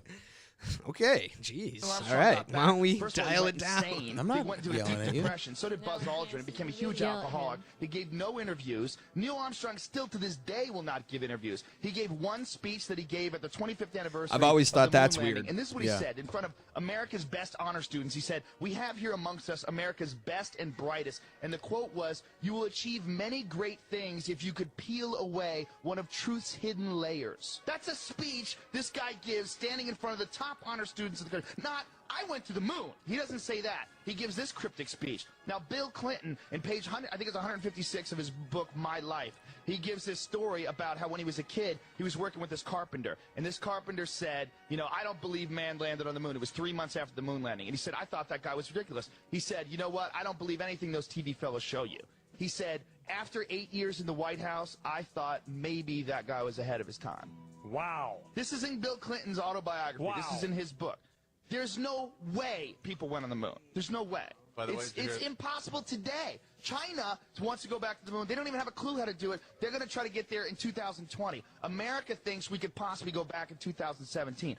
All of the hard data, the telemetry data, 14,000 reels is missing. No one can find it. What the telemetry data is, That's also the like what? binary Isn't that data, amazing? the Right. ones and the zeros to show the distance between the command module and the Earth during every step of the way on the way to the moon and back, which you can't fake. They don't have that. They can't find it, which you would think would be in a locked golden vault in the Smithsonian. But no, they can't find it. Well, they say, well, you know, they placed laser reflectors on the moon. You could shoot a laser beam. That's proof. Well, it's not proof because the Russians did it twice with unmanned probes. But here's the only thing. We can't What? keep anything quiet in this country. It doesn't matter. No one's keeping it quiet. Everybody you at can go look NASA, at it. the astronauts, I mean, Those guys are afraid of their lives. Gus Grisham, the pilot who was the guy who died on the launch pad along with two of his friends, he was a public critic of NASA. He put a lemon, he hung it on the simulator, put a lemon and put it on a hanger and hung it. He was dead in that same cockpit. He died like 2 weeks later. He burned to death inside of that. They were terrified. This is a matter of life and death. These guys were in the middle of a huge Cold War between Russia, and they wanted to show that America had technological superiority. If you look into it, man, the more you look into it, look, there's every photograph of the moon looks goofy. There's intersecting shadows that show more than one light source. And you can try to explain any one of these things away, which many people do. But the problem is when you look at them all together... Joe, we're not on for 10 hours. We're not on for 10 hours. I love it. All right. So, Chase, since you sent the video, you're first on the floor, man. Elaborations? Joe, the toe. Exposing the Yeah, dude, it's kind of hard to follow up with that. He basically There's said no what I'm way thinking. people went on the moon. Sorry about this. All right, there we go. Yeah, just my gut feeling when I watched those videos, and I always thought something was weird. I always just thought something was weird with the whole situation, and it wasn't until like last year I started looking into it, and yeah, dude, I just ate it right up. I just thought it was, I was like, this makes sense. So yeah, I'm curious to hear, what you think about that. Carson? I want to know, like, where Joe Rogan changed his tune, because that is a man right there, and he's not 20 years old there. He's like 35 at least, where he just changed his tune. I know he's like... when I think if you look at... I don't mean to interrupt you on that thought, and I'll turn it back over, but I think on that, it's like, dude, I've seen him change his tune on so much shit, you know what I mean? Like, on all sorts of stuff, man. He's like, yeah, no, it's like, whatever. And then, like, he hangs out with, like, 4, like, Hollywood people, and he's like, yeah, man, it's, like, pretty messed up on both sides. That's very know? true. Very true. Like, so it doesn't surprise me that he'd be like, oh, yeah, man, I just grew up. Very true. Grew up.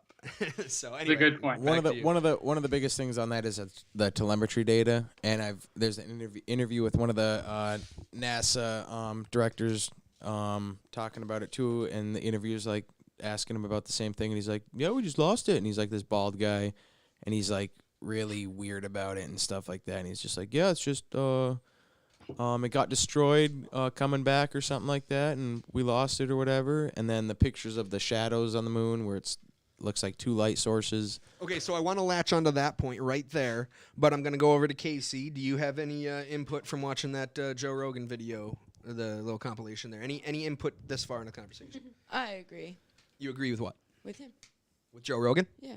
Okay. All Good right. points. What specific points like jump out for you? Like what is the specific thing that you're like, yeah, this seems like bullshit? None of them seem like bullshit. No, I mean the that you think that the Stump me moon up on my that words. the It moon won't landings work. seem like bullshit. I'm not trying to trick you. All of it. You agree with all of it? All of it. I'm on Yeah. Casey's side.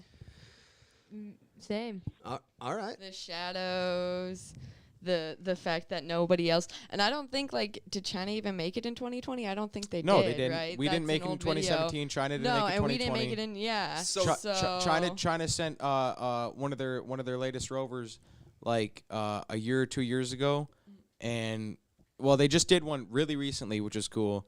But China and India both, like in 2020, 2019, 2018, you can probably look it up. Is they sent I think it's India.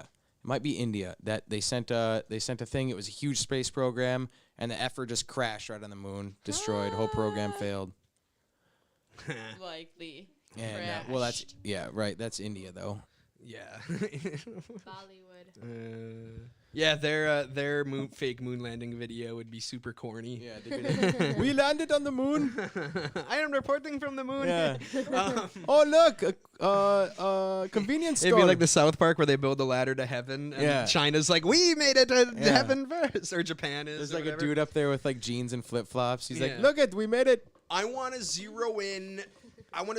Hard because this is one where I am definitely going to push back and where I oppose the shadows on the moon thing. There's also some other conspiracies tied in, but the two that I think fit right in the same grouping are the shadows on the moon, and people point to like you're looking at the moon landing and there's no stars. Both things. So the moon is basically a giant mirror. And the shadows look funny because you can expect the shadows to look funny because the moon is a giant mirror and you've got the sun bouncing off of it, but it's also bouncing the light in all sorts of other directions. So I've seen a picture of Buzz Aldrin. I think it's Buzz Aldrin getting out of the lander. That's when I think Neil turns around. And people are like, why? So the light is coming this way, and the lunar lander's casting shadows, but then the astronaut is lit up. It's because the light bounces. And that is a phenomena. I stick hard to that point. I'm like, that is all nonsense, because you can, working with cameras a little bit and working with lighting, like when I'm setting up this podcast studio, I have to adjust where the light goes, because otherwise the light hits this table, which is dark, which is, a dark finish, and ving, like comes back up and it'll illuminate like my double chin funny or something, you know what I mean? That so happens like either way. Yeah, okay, thanks, Allie. All right. But then what about like the way the flag was waving in So the way video? the way the flag was waving, the flag isn't waving. It's kind of just swinging with the momentum it had when it was put up. There's a rod in the top of the flag, and the flag is made out of a crumpleable foil material, because if you put a cloth flag up on the moon, it would just drape down and be lame. What just happened? What did I just do here? Why? I made my joke and it went black. Yeah. Like Why that is was the end. Oh, I see what happened. Yeah, there we go. outro. Okay, I sent us black. But the flag made out of foil. It's crumpled a little bit, and it's got a little extendy rod in it. And the story goes that it's crumply. It's waving. It looks like it's waving because of the material it's made out of, the crumpliness, the fact that it's not all the way extended out on its support rod, and it's moving with just the motion of being touched. Why because would cloth just fall? because no gravity, there's no wind or anything to blow the flag, so it would just sit there. So no, it wouldn't. No, it would just there's gravity on the moon. That's why the guys can get out and not float all the way away. There's gravity on the moon. And so it would pull the cloth down in a similar way it does on Earth. Not as bad. You'd be able to go up there and like lift it, and it would go whoosh, but it would eventually like drag itself back Why down wouldn't they with just the put like a gravity. rod on top of the flag? You know, like it, That's what they did Oh. with the flag. There's a you can look at the pictures. There's clearly a rod coming from the top of the flag, and the bottom is like crumply in a lot of the footage you see. But so that's a thing. The thing with the shadows, that's just because the moon's surface. I mean, there's places where you go. There's like touristy rooms and places you go. I'm blanking on the specific example, but I feel like it's like a canyon or some kind of like natural thing where you go and the shadows are all weird. I think it's named like something of the shadows or something. And everyone's like, this doesn't make sense. The weird way that like the light is bouncing off the desert sand or something casts different shadows around. Like it's another documented phenomenon. The last thing that's tied into the shadow thing from my perspective is some people say like, oh, because you can't see the stars. Like, what's up with that? Whatever. Well, it's exposure of the camera. Like the moon's surface is so bright. You can't if you overexpose enough to try to see the stars, they would all just be white anyway. Agreed on that point. I can use my iPhone outside right now, take a picture, and I won't see the stars. Yeah, and because people say stuff about like the moon not having an atmosphere or anything like that, it's like no, it's just like the exposure of the camera. Like the stars are faint anyway, and. Yeah, you guys. So those are my points. All right. So let's go back around the table and let's go one-on-one. Like, what do you think about the things I just said? We'll start with Allie this time. Allie. What? You have any comebacks, rebuttals, pontification? Are you messaging people down there? Are you double gaming? No. Anything for us? On the soccer team, yeah. You gotta keep up with. On the soccer team? Luis. Yeah. Our boyfriend Luis works at Jonas. Is he the one who heard about the meatballs? Yeah. Anyway, so we'll go to Carson. Carson, do you have any on the shadows? That's tough. I hear what you're saying, and I can't really dispute it or whatever. I'm kind of stuck in the middle because when I see clips like that Joe Rogan one, and I've seen separate clips where it's just looking at the shadows and stuff like that, and I'm like, oh, this is really interesting. But then I hear what you're saying, and I'm like, all right, that's also seems valid or whatever, and I guess I just don't know enough about that. But even when I look at the footage of the moon landing and stuff, it looks, the moon is obviously a lot smaller, but it looks, the whole landscape on every piece of footage from the moon landings and stuff where there's astronauts walking around and stuff, it looks so small. It looks like it looks like maybe a few football fields. Does the moon curve that quickly? I know the moon doesn't have mountains. The moon doesn't. I can't remember the name of it. There's one massive crater on the moon, and another fact that we'll probably get into later. And this is a fact. This is not like a conspiracy. We'll probably get into this later when we talk about just the pure anomalies of the moon. Is that every crater on the moon it may differ on like circumference, how wide the crater is, but the depth is all generally the same. It's not like craters on Earth or on other celestial objects in the galaxy or the universe. And Randall Carlson's talk about this, Ben Uncharted X, Graham Hancock, all these people talk about it. How they're kind of all uniform in depth, which is another thing that plays into the theory of a lot of things, whether you want to think that the moon is artificial from whatever, or you think that the moon is hollow, or there's a weird crust under the moon or whatever, and all the the stuff on it. Go ahead. So getting into that, I want to get to Chase, and you'll have this added little thing to expound on when we get to you, Chase, for pontification here. So you were saying about the moon looking small from the perspective of the footage, right? And then you said about like the surface of the moon. So and I hear what you're saying, but just like as a for the record thing, just when you Google search this, there's Mons Huygens, the moon's tallest mountain. Its height is 18,046 feet, which is more than half the height of Everest. And then the lowest point on the moon is the Antoniadi crater, which is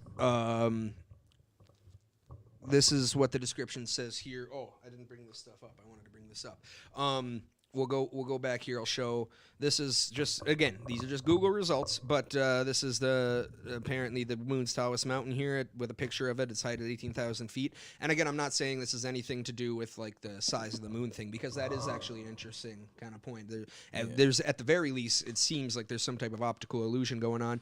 The 4,000 meter Antoniana tall cliff in the background is the east wall of the Antoniadi crater. The bottom of the small bowl-shaped crater tucked behind peaks in the center ground is the lowest point on the moon, more than 9 kilometers below the lunar mean radius, comparable to sea level on the Earth. So there are some big craters and big mountains on the moon, for what it's worth. But like, I see what you're saying when we look at, and I'm gonna get a Chase in 1 second here. When we look at this video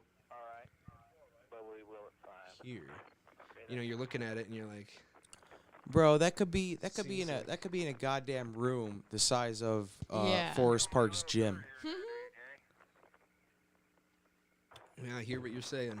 That doesn't look big enough. And so my only rebuttal to that point there would be like, look up any piece of footage from any moon landing. Yeah, but I mean, you can do that. You can do that with anything, right? You know, I don't think so. No, what do you mean?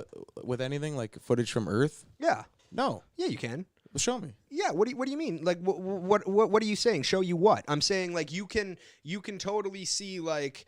You're like, oh, this looks like you're in a big park or something, but the camera angle is shot low and down, and there's like a crowd of people behind a wall, a half wall behind them, and you're like, oh, this looks like you're in a big park, but really it's like the size of this room. Or like, and again, I'm not saying that this is the case here, but I'm just saying as far as reasoning out these kind of things, it's like, dude, when you're just like with people in the pictures they take, again, not trying to draw connections or anything, but the pictures like you take like when you're looking for a house and you're like, oh, dude, that living room looks huge. We could fit this and this and that there. And it's the optical illusion from the angle of the lens that makes the room look bigger.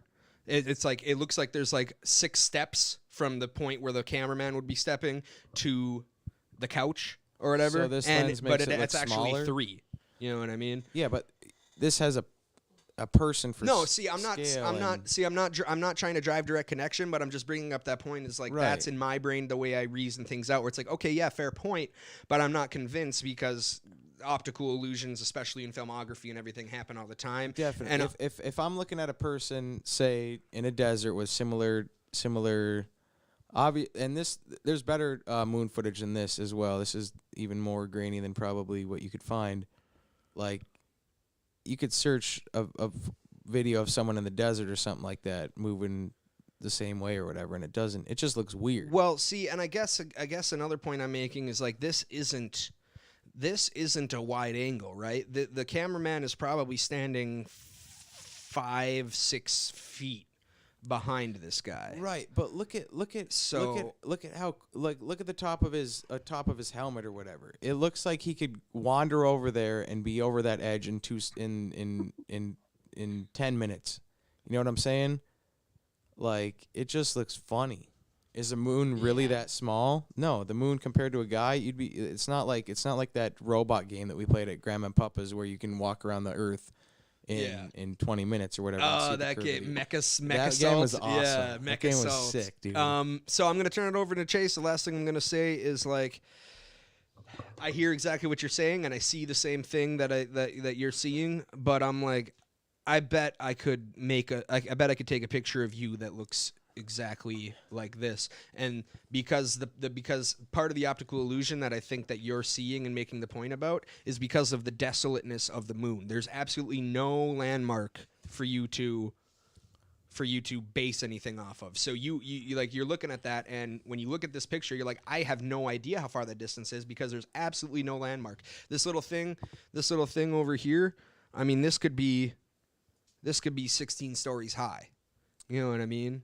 Like, why didn't right? So there's absolutely how come there's no so maybe purposely to not mess up anything on the landing, not land near any of these mountains, not land any of these big craters, not land like you watched that Apollo 13 movie or whatever it was, and you know it's a movie, right? So I'm not saying it's whatever. They're going down these deep craters and stuff, and there's like big old crater mountains and stuff. There's not I haven't seen any. There could be one out there or a couple, who knows, but I haven't seen any Apollo footage of like them walking up to a big mountain or crater or anything like that. I've never seen one. All right, I'm writing that down so that we can actually revisit that topic. Right. To discuss. And that's, I'm not trying to make a point. I've just never Yeah. seen an Apollo astronaut walking up or even filming like a big mountain. There's been like little hills. Mhm. There's been hills and whatever. Not even like a hill, not even an Iron Mountain hill, not a Crystal Falls hill, dude. There's nothing. It's like I've never seen, there's no crater where they film down in and they're like, whoa, that's crazy. We shouldn't go down there. Yeah. Or look at this. This is the Copernicus Mountain or whatever. Nothing. All right, I want to hear from Chase, dude. What's your input here?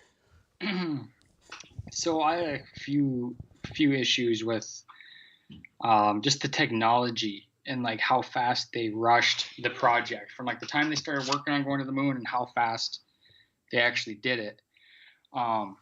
Also, the phone call, like how were they transmitting that far, like from Earth to the moon with the technology that they had back then, or even the technology today? That just seems really far for me, like 268,000 miles. The Richard Nixon call you're talking? Yeah, the Richard Nixon call where he's like, I'm the president of the United States talking to an astronaut. On the moon, yeah.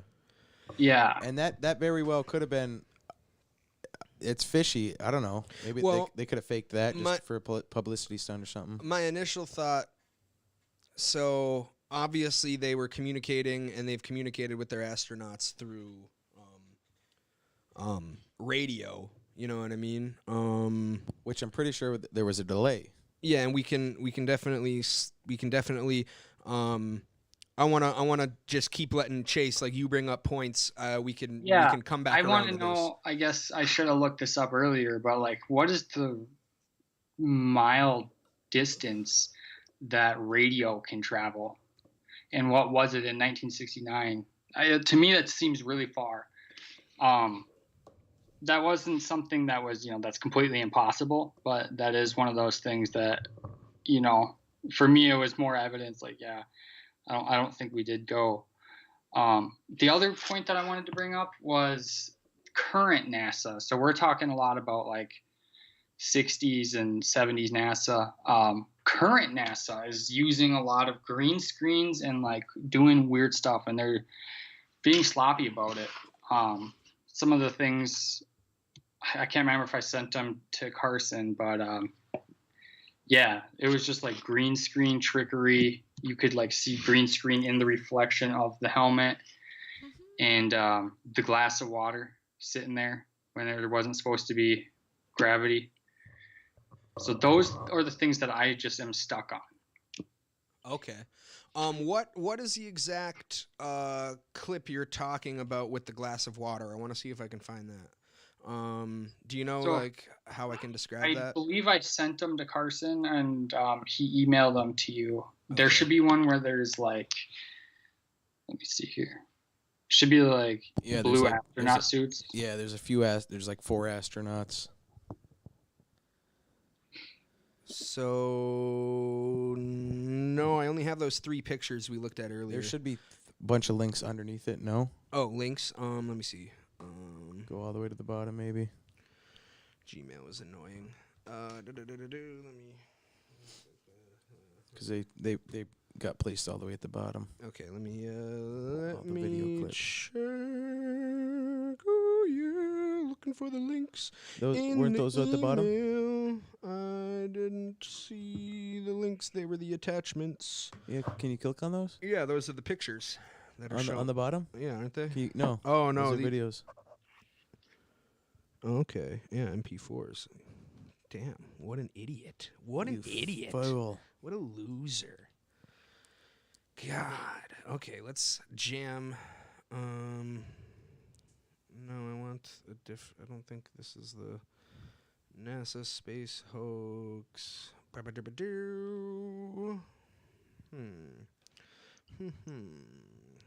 are my downloads? Okay, trying to find it, guys. Sorry for the hold up here. Good. I've got. Is this the one? or is this the? Oh, this is the one. I believe so. So yeah, the glass of water, you know. Hi. Good afternoon, all the students. Oh. I'm Zhang. I'm the commander. Good afternoon. My name is Ye Guangfu. Yeah. What? That's peculiar. I would say I'm under the impression that the water wouldn't be staying there. Dude, there should be another one that says when NASA showed us stars from space. It's a. Is this the one? Maybe this one? No. No. What was this? This What was one. that? This one? No, I think this one's just funny footage. Just like, Oh, yeah. it's just goofy. This was something that I was going to bring up too. I watched like a documentary about the fall experiments that Apollo 12 maybe did. Like this was like a whole thing. They were like supposed to do. A whole part of the mission was falling. What he just did there, I could do. Like, yeah. Like I can.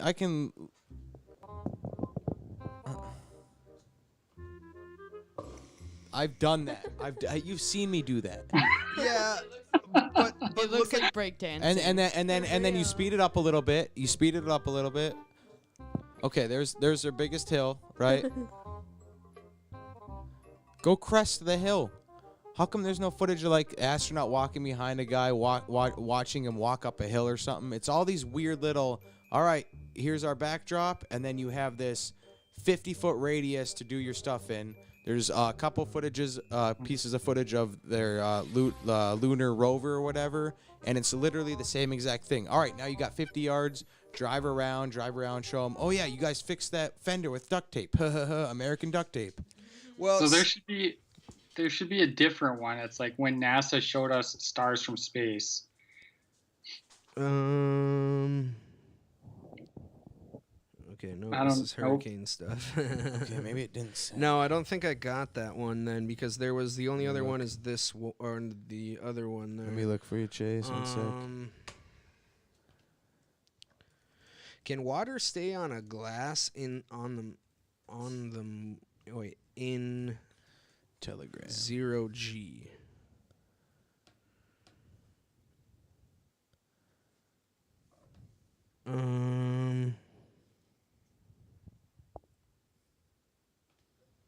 Oh, okay. Here's the video. Let me send it over to Mitchell. Yeah, send it over.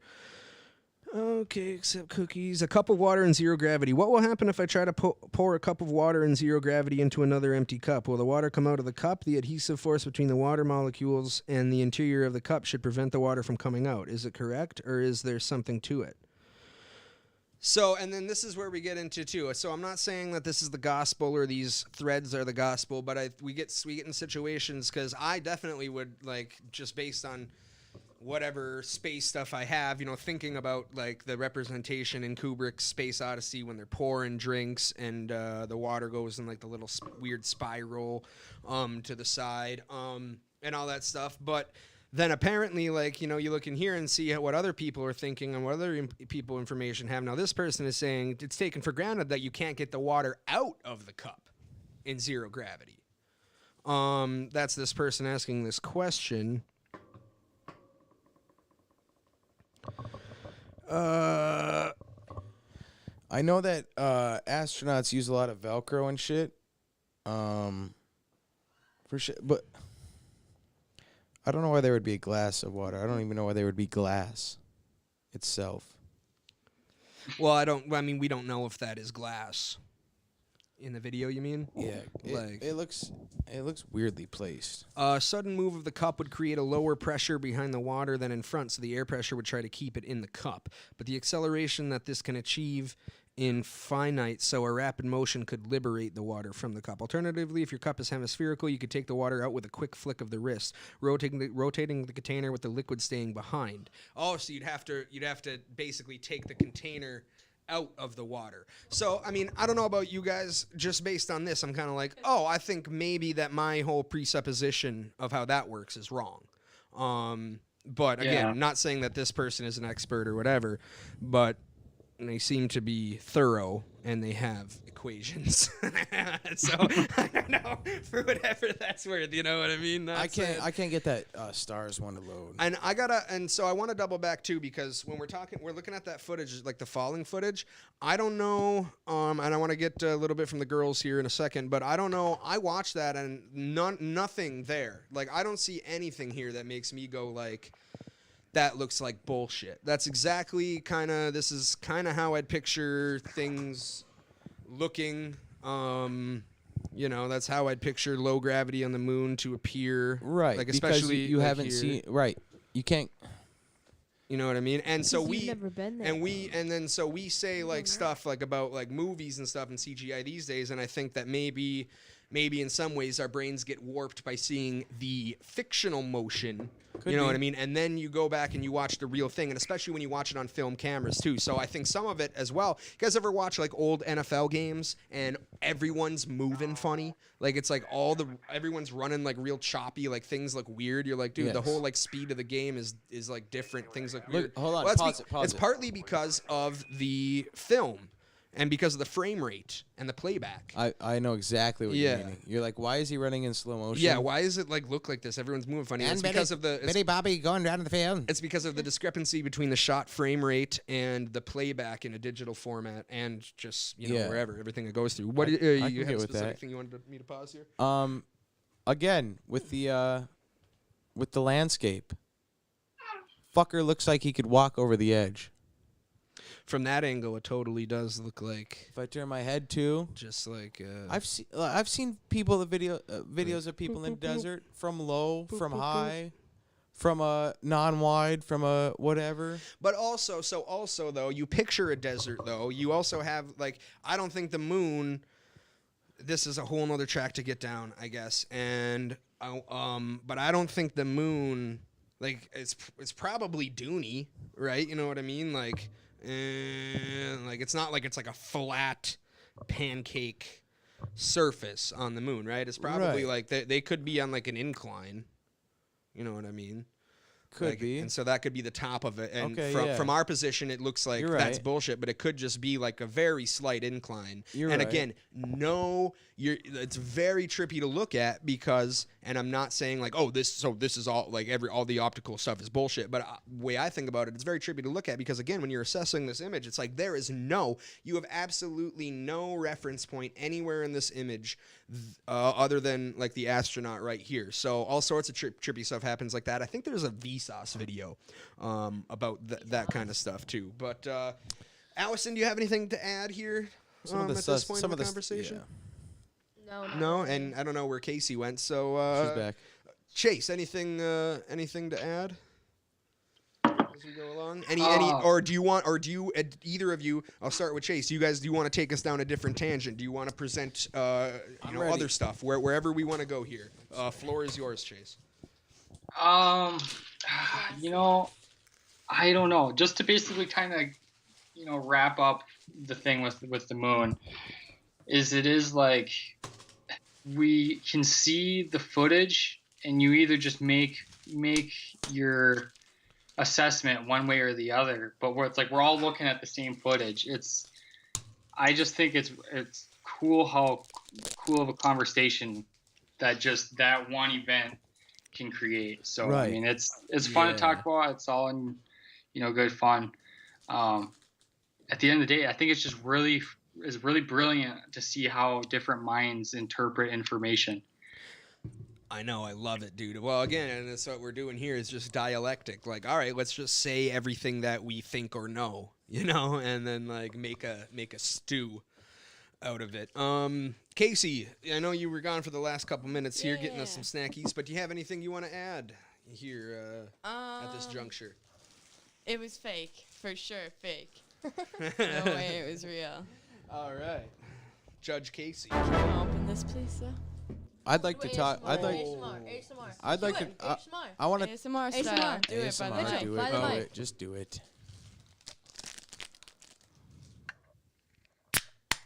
That was good. That was nice. That was nice. Thank you.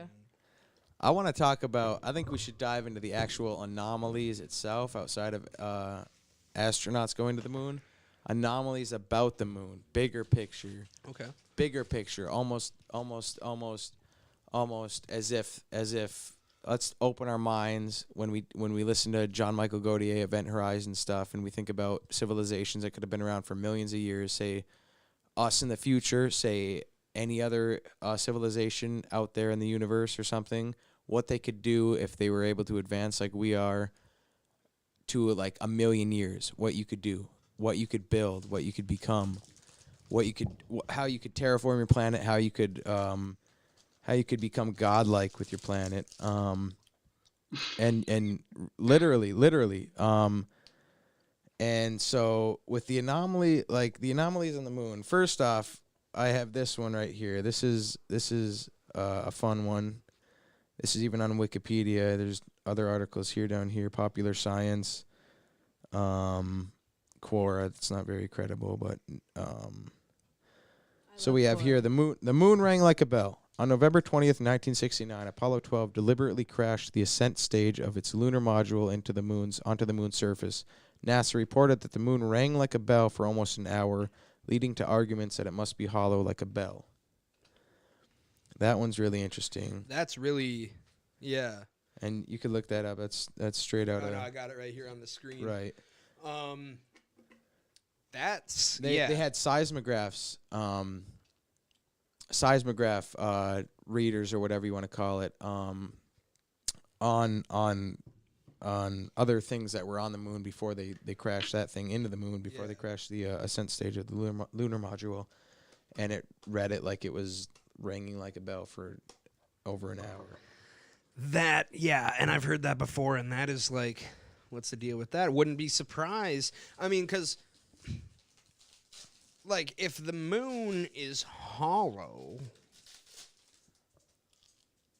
then what's the deal, right? Like Chase, when you and I were talking a couple, we had a couple of chats ago, we were talking, and I was talking about like my if then that philosophy, like if this and that. It's like, okay, so if this moon bell thing happened, which all the mainstream data says it does, then is the moon hollow, right? Like, okay, and then if the moon's hollow, then what does that imply? Right. And if that's all the case, then it's Aliens. like now we're talking about like exploring bigger questions, like why didn't we go back?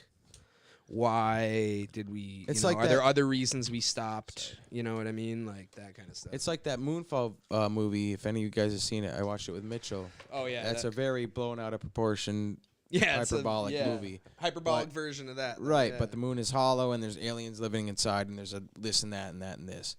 But like when you look at the moon, and this is true too. This is straight out of freaking John Michael Gaudier and stuff. He's not a distinguished scientist or nothing, but he's may as well be because he interviews these guys and stuff like that.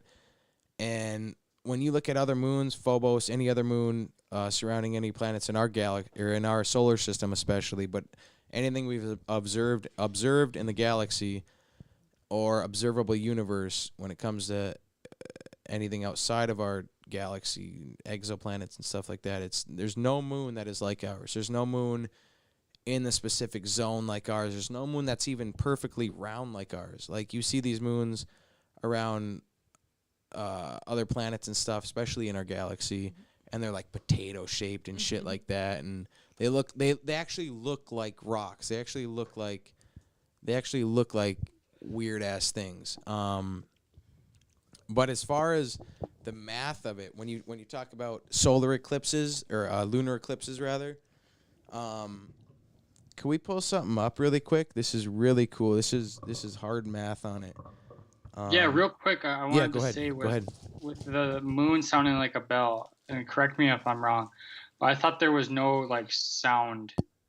I thought there was no, if it's a vacuum.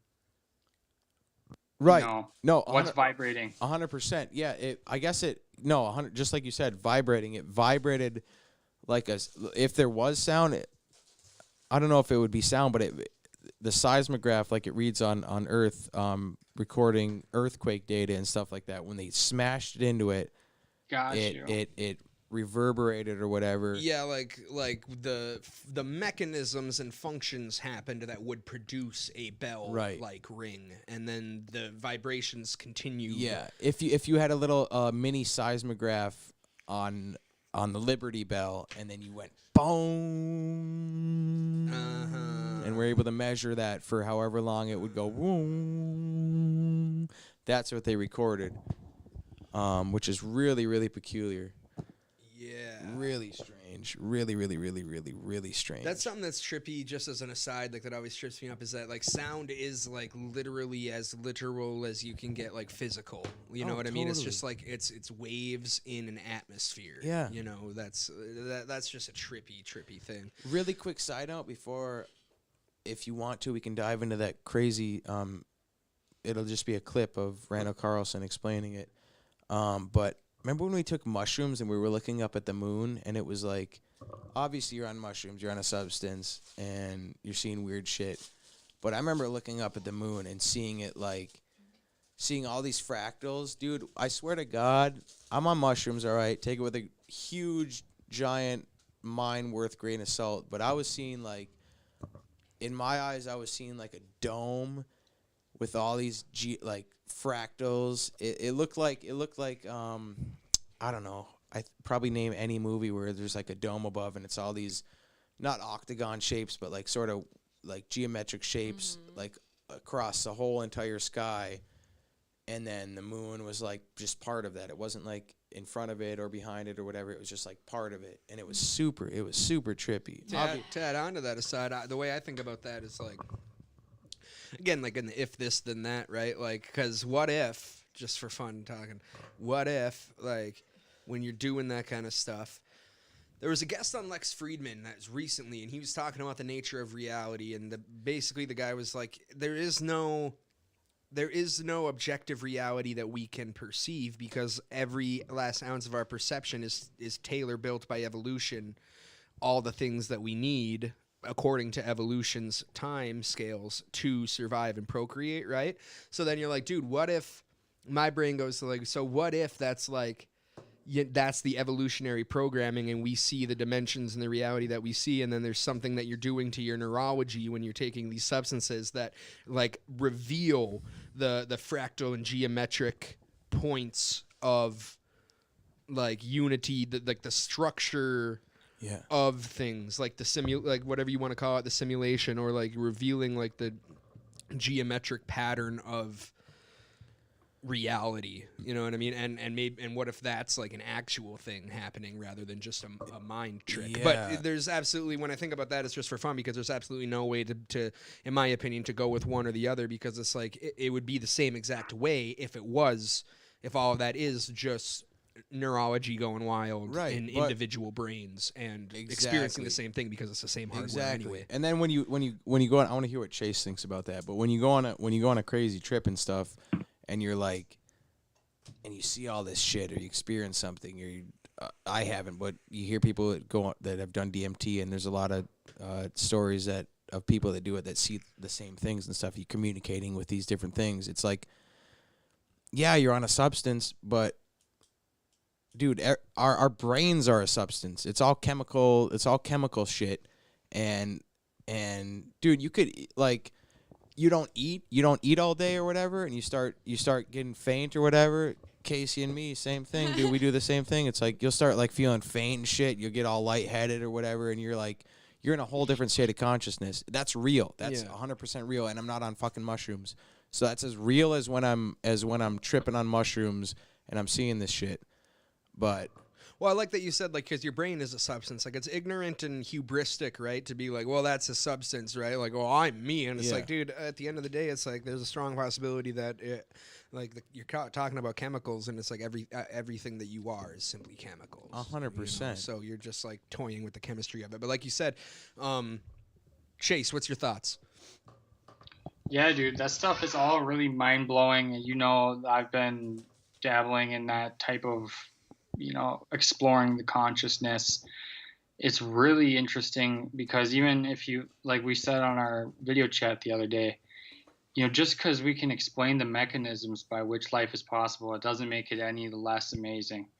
It's Right. And sometimes you just sit there and you're just mind blown that you even exist.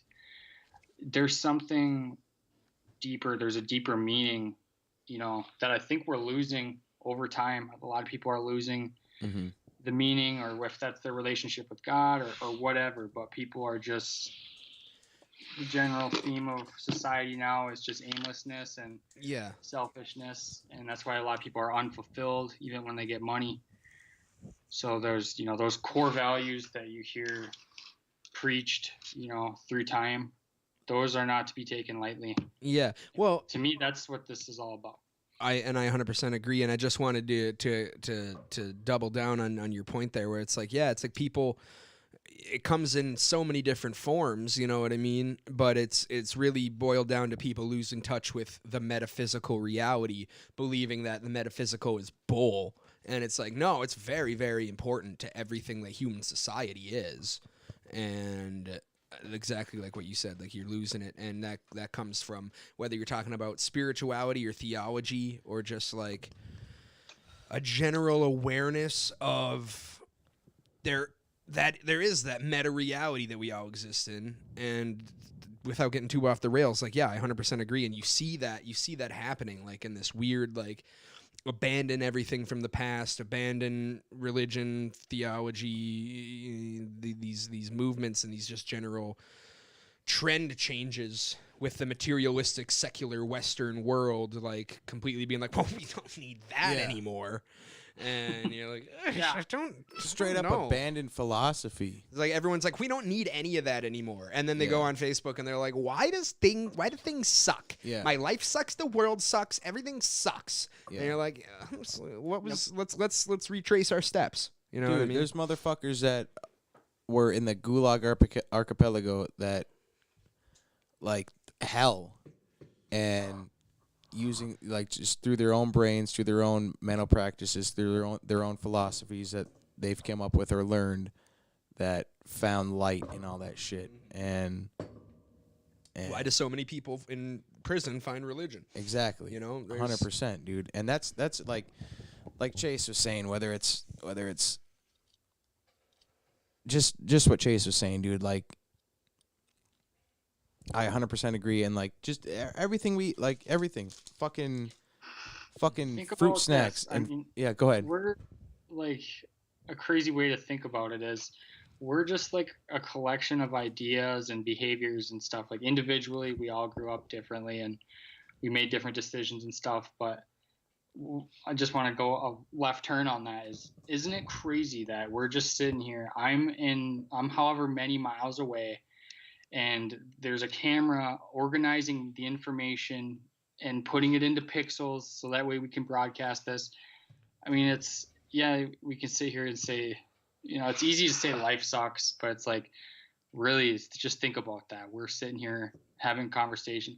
Xbox Live, we used to just hop on and play Xbox Live for days, and it's like you're in that little world. I mean, we used to talk about that too. Like even back then, like you said at the beginning of this, how like we grew up together getting into this kind of thing. It was like even then we were like, guys, isn't it crazy that like we can sit here and do this? Like this is insane. Like we're having this like we're doing like, it's like one thing when you're playing video games alone and you're just playing like the story mode or whatever. It's like you're just playing a game, right? But it's like that South Park when this Randy comes in, he's like, Stan, you got to get off the video game. You're not doing anything. He's like, oh, I'm on a MMORPG with all my friends, you artard. You know what I mean? He's like, I'm not an artard. Like that is exactly, you're having like you're doing something. You're actually doing something and having a social experience when you're on with your friends playing games. And like you were saying, just the wild fact that activity is facilitated is like, and just thinking that we were the odds that we were born in this time. We could have been born in not even far back as fucking like 1500s or even before that. I'm glad I wasn't born in 1960. Like before, like just the precipice of the Vietnam War and stuff like that. Like the fact, like everything's so much different than it was. The internet, Dude, they're smashing particles with the Hadron Collider and stuff like that. They're like experimenting on how to make black holes and stuff like that. It's insane Yeah. to be born in this time, dude. Like what? What? And then that makes you question everything. You're like, what? And then you're like, I don't know. I'm looking around the room right now, and as far as when you talk about simulation theory and stuff like that, it's like each one of us, the same thing I'm going to say, like we're all just looking around and we're experiencing, like, this is the world. There's no, I can't go into your head or Chase's head and see all of your view, like, and see out of your eyes or whatever. I'm seeing out of mine, and this may as well be the entire world or whatever. You know what I'm saying? It's like, it's so hard to explain, and that's where everything comes from. Religion, philosophy, all that stuff. It's just like trying to wrap your head around what it is to open your eyes and see and look around and be like, what is this? Absolutely. How did we I'm trying to remember how we went down this tangential. We got into path. Psychedelics. Oh yeah, look at fractals. because when you were talking Right. about looking at the moon, yeah. What was the thing right before that? We were gonna go in. I was gonna go into some really cool mathematical stuff about anomalies of the moon, and this is really cool because I bet you guys haven't realized this about lunar eclipses and stuff. If you could go to YouTube really quick and go to I have it pulled up with even the time that we need to go to. Listen to this just the other day. If you could search on YouTube Randall Reveals episode 2 and go to 7 minutes in. And I'll tell you if you're Randall Reveals episode 2. Yeah, go about 7 minutes in. And material that has been removed from these landscapes. I love Randall Carlson's voice. All right, that was all I have to say on that matter. Here's another star trails. This was taken out in Utah as well, and you see how even more erosion right here, but just a few pinnacles left. It's coming right up. And that one little dash of light right in the middle, of course, is Polaris. And if you let this run for 12 hours, 24 hours, I guess. Well, 12 anyway, you would see that it formed a half circle. And it's just like, look And at it what we're actually living in. Is not precisely on the celestial North Pole. It revolves around it in a small arc, which I'm sure you're aware of. So there's rather something interesting that we do, and I teach it in the classes, is how you can use that sighting against the North Star when you take it 12 hours apart, and to get that very precise, because what you do if you can get a sighting like a foreset and a back set lined up against that little tight circle that Polaris is making, you'll have a tangent on one side and a tangent on the other side, and then when you split that difference, that's when you can get just hair precision in your north axial orientation. But you can see actually in what's going to happen over the next couple of hundred years as the Earth's axis precesses, it's actually going to get closer to Polaris than it is now. And then, of course, I think somewhere around 300 to 400 years from now, it'll start moving slowly further away. But yeah, what a beautiful shot. Oh, yeah, look at that. Oh, yeah, look So at anyway, that. Just wanted to give you guys some idea of what He's you can unwrapping do a if you Big wanna give it Mac. try. Like I said, that's all over on How To now. It's all been updated. So the other Can you double thing click, like, hold on, wait, that 1 sec, sorry. I was going to share, let me just take care of something real quick, Okay. is how I found out about your work. That was Oh, yeah, you can double click, maybe 10 back seconds. in 2017, actually. And I think you can double click on the right you side can of the see screen to photo just do right 10 here, seconds. With the Maybe not. the river there. Yes. Yeah, so I went out here to see the solar eclipse. Oh, yeah, To me, sorry. it's about as interesting as anything could possibly be. Right, you're The good. fact is that the moon is just the right size to This is really good. obscure the sun during a solar eclipse, Mhm. which seems to be one of the many of odd coincidences going on with the moon, for sure. Yeah. Well, we'll mention that what we were talking about just a little bit before we started recording here was the proportional relationship. You know, the definition, as I said, of a proportion is We're the here on Mitch's quality of Batman two with ratios. Randall Carlson. A ratio is simply a comparison of two quantities. Now, in this case, we're looking at a distance diameter ratio. So if we look at the distance to diameter of the sun, and that distance being the Earth-Sun distance. So we take the Earth-Sun distance, and then we take the sun's diameter. We discovered that that's proportional to the moon's distance from the Earth relative to its diameter. So in other words, if we take 2160, put it in the calculator, which is the diameter of the moon, and I multiply that times the number of lunar diameters defining the distance, which turns out to be 108. So the mean diameter of the moon is the mean diameter of the moon's orbit is very close to 233,280. You see what I've done here? If I divide that by 108, I'm right back to the diameter of the moon. And so if I multiply that diameter by 400, I have, lo and behold, the diameter of the sun. And then if I multiply that times 108, I have 93,312,000, which is pretty darn close to the mean distance between the Earth and the sun. 93 million miles, it's usually rounded off to. What we see there is that there's a 400 to 1. So the sun's diameter is 400 times bigger than the moon's diameter. So if I put in the moon's diameter again, 2160, and I go times 400, there it is, the diameter of the sun. So 2,160 times 108 gives us the moon's distance, very close to the mean. And then if I go that times 400, there's my 93 million, which is the Earth-Sun distance. So the diameter of the sun is 400 times greater than the diameter of the moon. The distance of the sun from the Earth is 400 times greater than the distance of the moon from the Earth. That's basically the relationship. And it's because of that, that from our perspective, and only of course from our perspective, is the the phenomenon of the total solar eclipse, where the disk of the moon is perfectly juxtaposed upon the orb of the sun. It's only because of that 400 to 1 relationship that works. Now, maybe explain, Peter, what an annular eclipse is. Is that where it doesn't take up the whole sun? Yeah. Oh, sorry. Yeah. So it's a ring. It's just a ring. You know, an annular means it's a ring. So think about this. If the moon is a little bit closer to the Earth, it looks a little bit bigger. If it's a little bit further away, it looks a little bit smaller. And because the moon's orbit around the Earth is not a perfect circle, sometimes it's a little further away and sometimes it's a little closer. In fact, the moon's orbit is elliptical, like all of the things orbiting. Nothing that we know of orbits in perfect circles.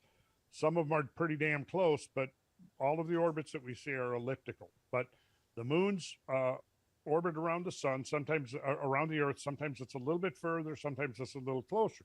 So if it's a little bit further, it's a little bit smaller and is not quite in the right position to perfectly juxtapose over the sun's disk, right? So what you see is a ring around the sun, and that's called the annular eclipse. Lord of the Rings. Yeah.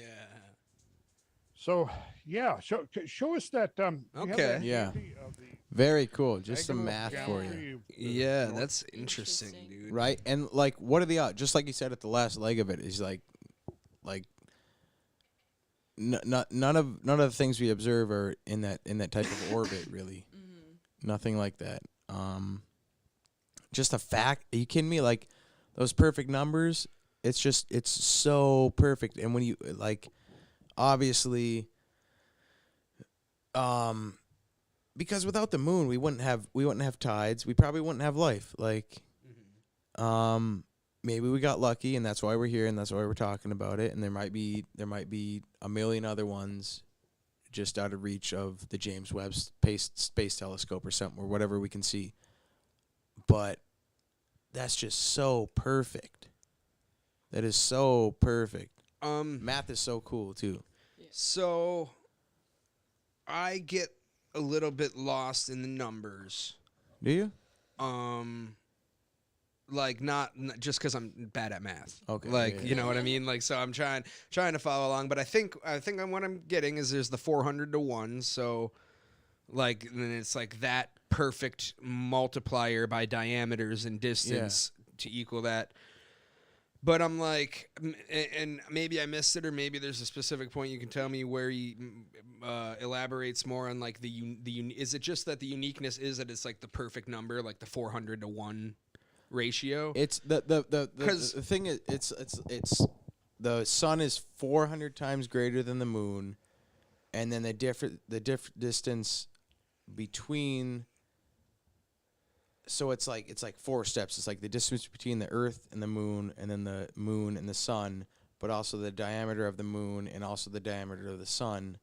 It's all of those things play a part to be perfectly, because if it was those ratios have to remain in place in order for the eclipses to occur, right? But my point is like, but doesn't that just mean that would happen? If the ratio was different, the planets, like if you had say the moon and the sun were 37% smaller, then there would have to be a 37% reduction in the distances between them and between Earth for everything to occur the same way. So the cool thing is that it's like a pretty close to being a even number ratio there, right? But if you had if everything would just have to be scaled down in the same ratio, you know what I mean? So it's like for me it's up like or down, scaled up or down. So it's like that's like the crazy thing about nature that was what you said originally, which is like maybe we just got lucky or whatever, you know, but it's like that the ratio that's the proper like ratio to remain intact. Right, but that's what he said at the last leg of it, is that anything we're like basically the only ones that we've observed, excuse me, like that, where it's that like perfect almost. Because the only one where it's like a really perfect good even number ratio, or the only one where eclipses occur. That's where I am confused. Right. Is he saying that Earth is the only place where eclipses happen that we've observed, or is he just saying that the ratio, the math and the ratio is so beautiful? He's saying the math and the ratio. He's saying the math and the ratio, which also equates to the eclipses. Yeah. He's expounding on the beauty of the math and the way that it lines up so perfectly. Right, which is yet another weird thing about like Earth and the whole celestial body in the solar system. And then again, that greater question is raised, like, is incredibly lucky. Incredibly lucky. Yeah. There's antediluvian. Antediluvian means prior to the floods. The biblical flood, Noah, but also the floods that are talked about in basically every major culture around the world, in past times and stuff like that. You can say 12,000 years ago if you want to go down the Graham Hancock route and stuff like that. But antediluvian means basically pre-flood. And there's some weird stories in the Bhagavad Gita, which is India, which is some of the oldest texts ever recorded on Earth, basically, that we found. Talking about like ancient stories, right? There's stories of whatever. There's always these weird, indigenous stories and stuff about times. There's multiple stories, anyways, about times before there was a moon, basically, and which is really crazy.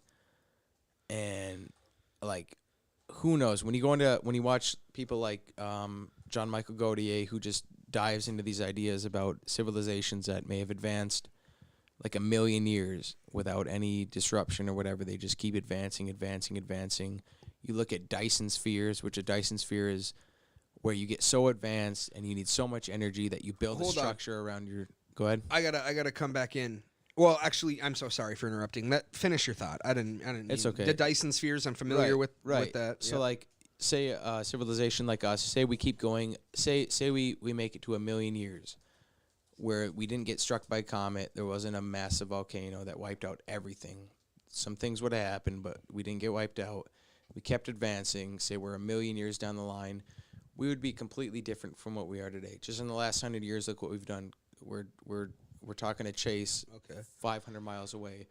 We might run out of ways to harvest energy from the Earth, so we build a Dyson sphere, which is basically a freaking planet around our sun. And the moon is a Dyson sphere? The moon might have been.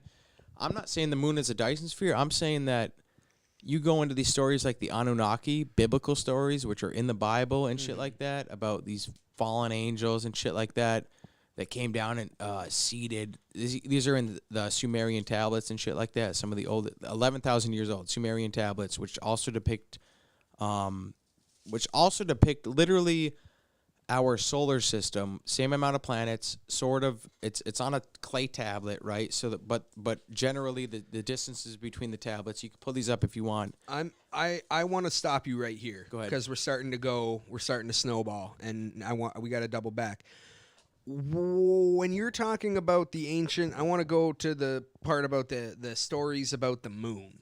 Right. What are the stories about the moon? And I'd have to try and look them up, but there's you could try and look them up. Indigenous stories about the moon before. It's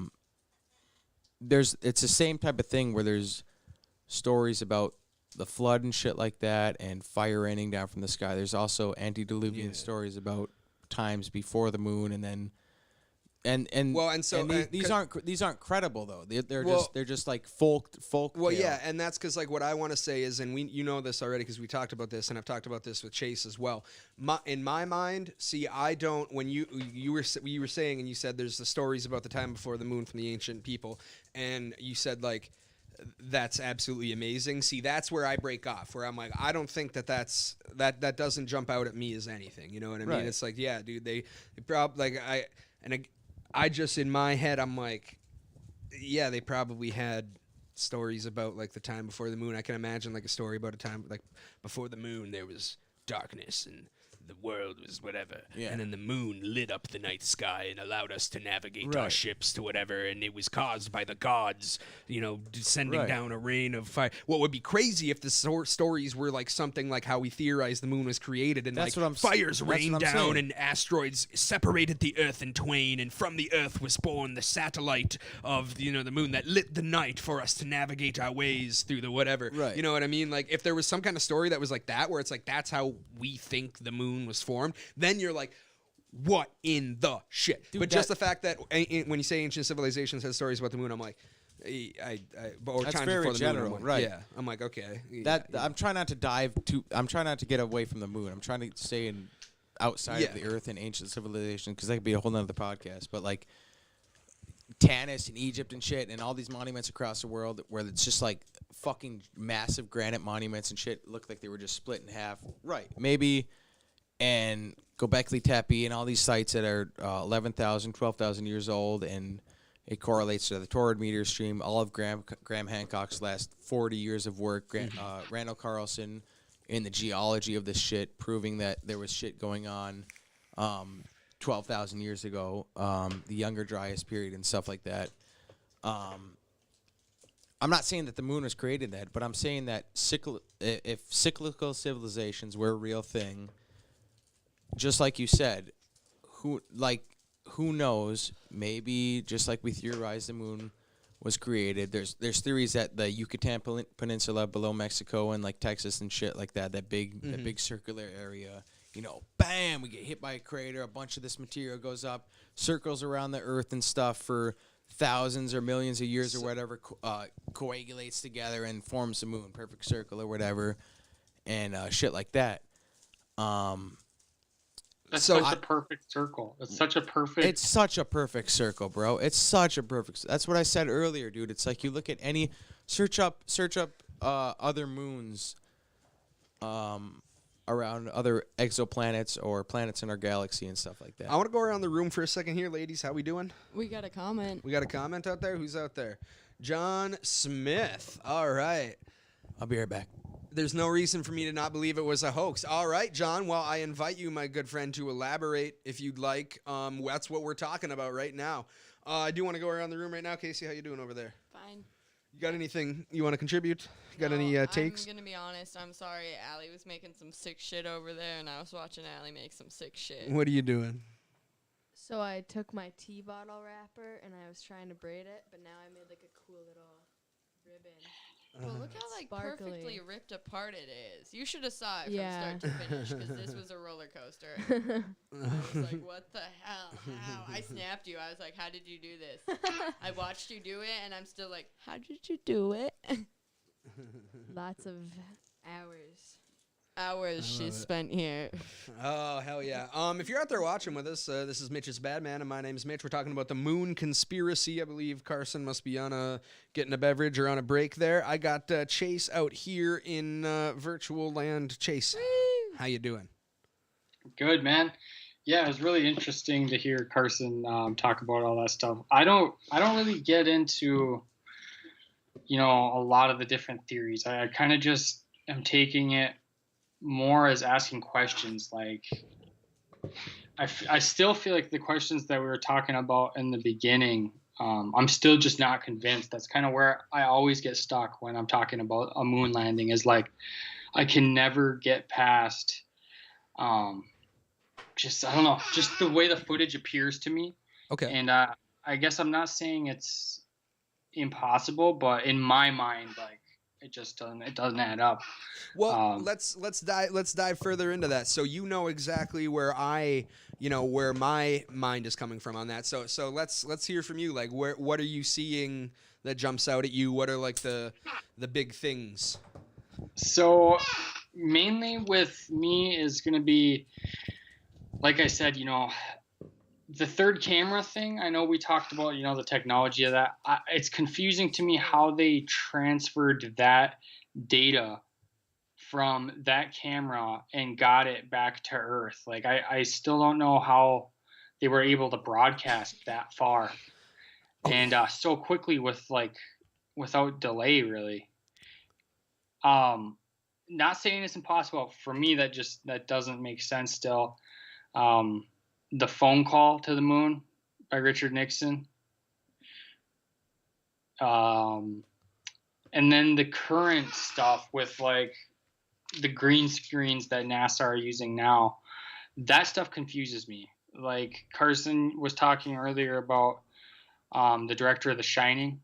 Like he directed those movies, and basically Carson could go into it a little bit more too because he knows more about that. But like movie set, it just looks like a movie set to me. All of it does. And then the astronauts being really depressed after they came back, like they're just ashamed. They're not really talking about I would be going bananas if I went to the moon. You wouldn't be able to shut me up. With them, it was just like, I don't know, shrouded in mystery. Mm-hmm. And then all the footage we have to look back, it's like, yeah, I can't really make out if that's far away, if that's close. It's just really not enough footage for me to be like, wow, this is legit. If I was in charge of going to the moon and landing there, I would have made sure that it was unquestionable. And like, for me, it's not. Okay. If that makes sense. I don't know. No, absolutely. Yeah. Kind of where I'm at. Absolutely. Totally, man. No, I totally get it. So I think that we can kind of dive down a few alleyways. I know I meant to go down this thing because again, I have some of the same questions you have too. Where again, the only difference between us is like I'm on just the side of like I just like assume I'm like I don't know how the radios worked, but I'm just like I know I'm sure they had them going. I don't know how much of a delay there was or how that happened. My gripe, I guess, is like, well, if they can in 1969 talk on the moon, like why the hell don't I have service, when I'm in certain parts? And I know that's not how it works or whatever, but well, I can transmission is a little different, but I thought radio transmission in general was like a weak form of communication. I thought it was limited. Mm-hmm. So I'm gonna say then, awesome, we got the conversation back here on the moon going, because I would say like I think that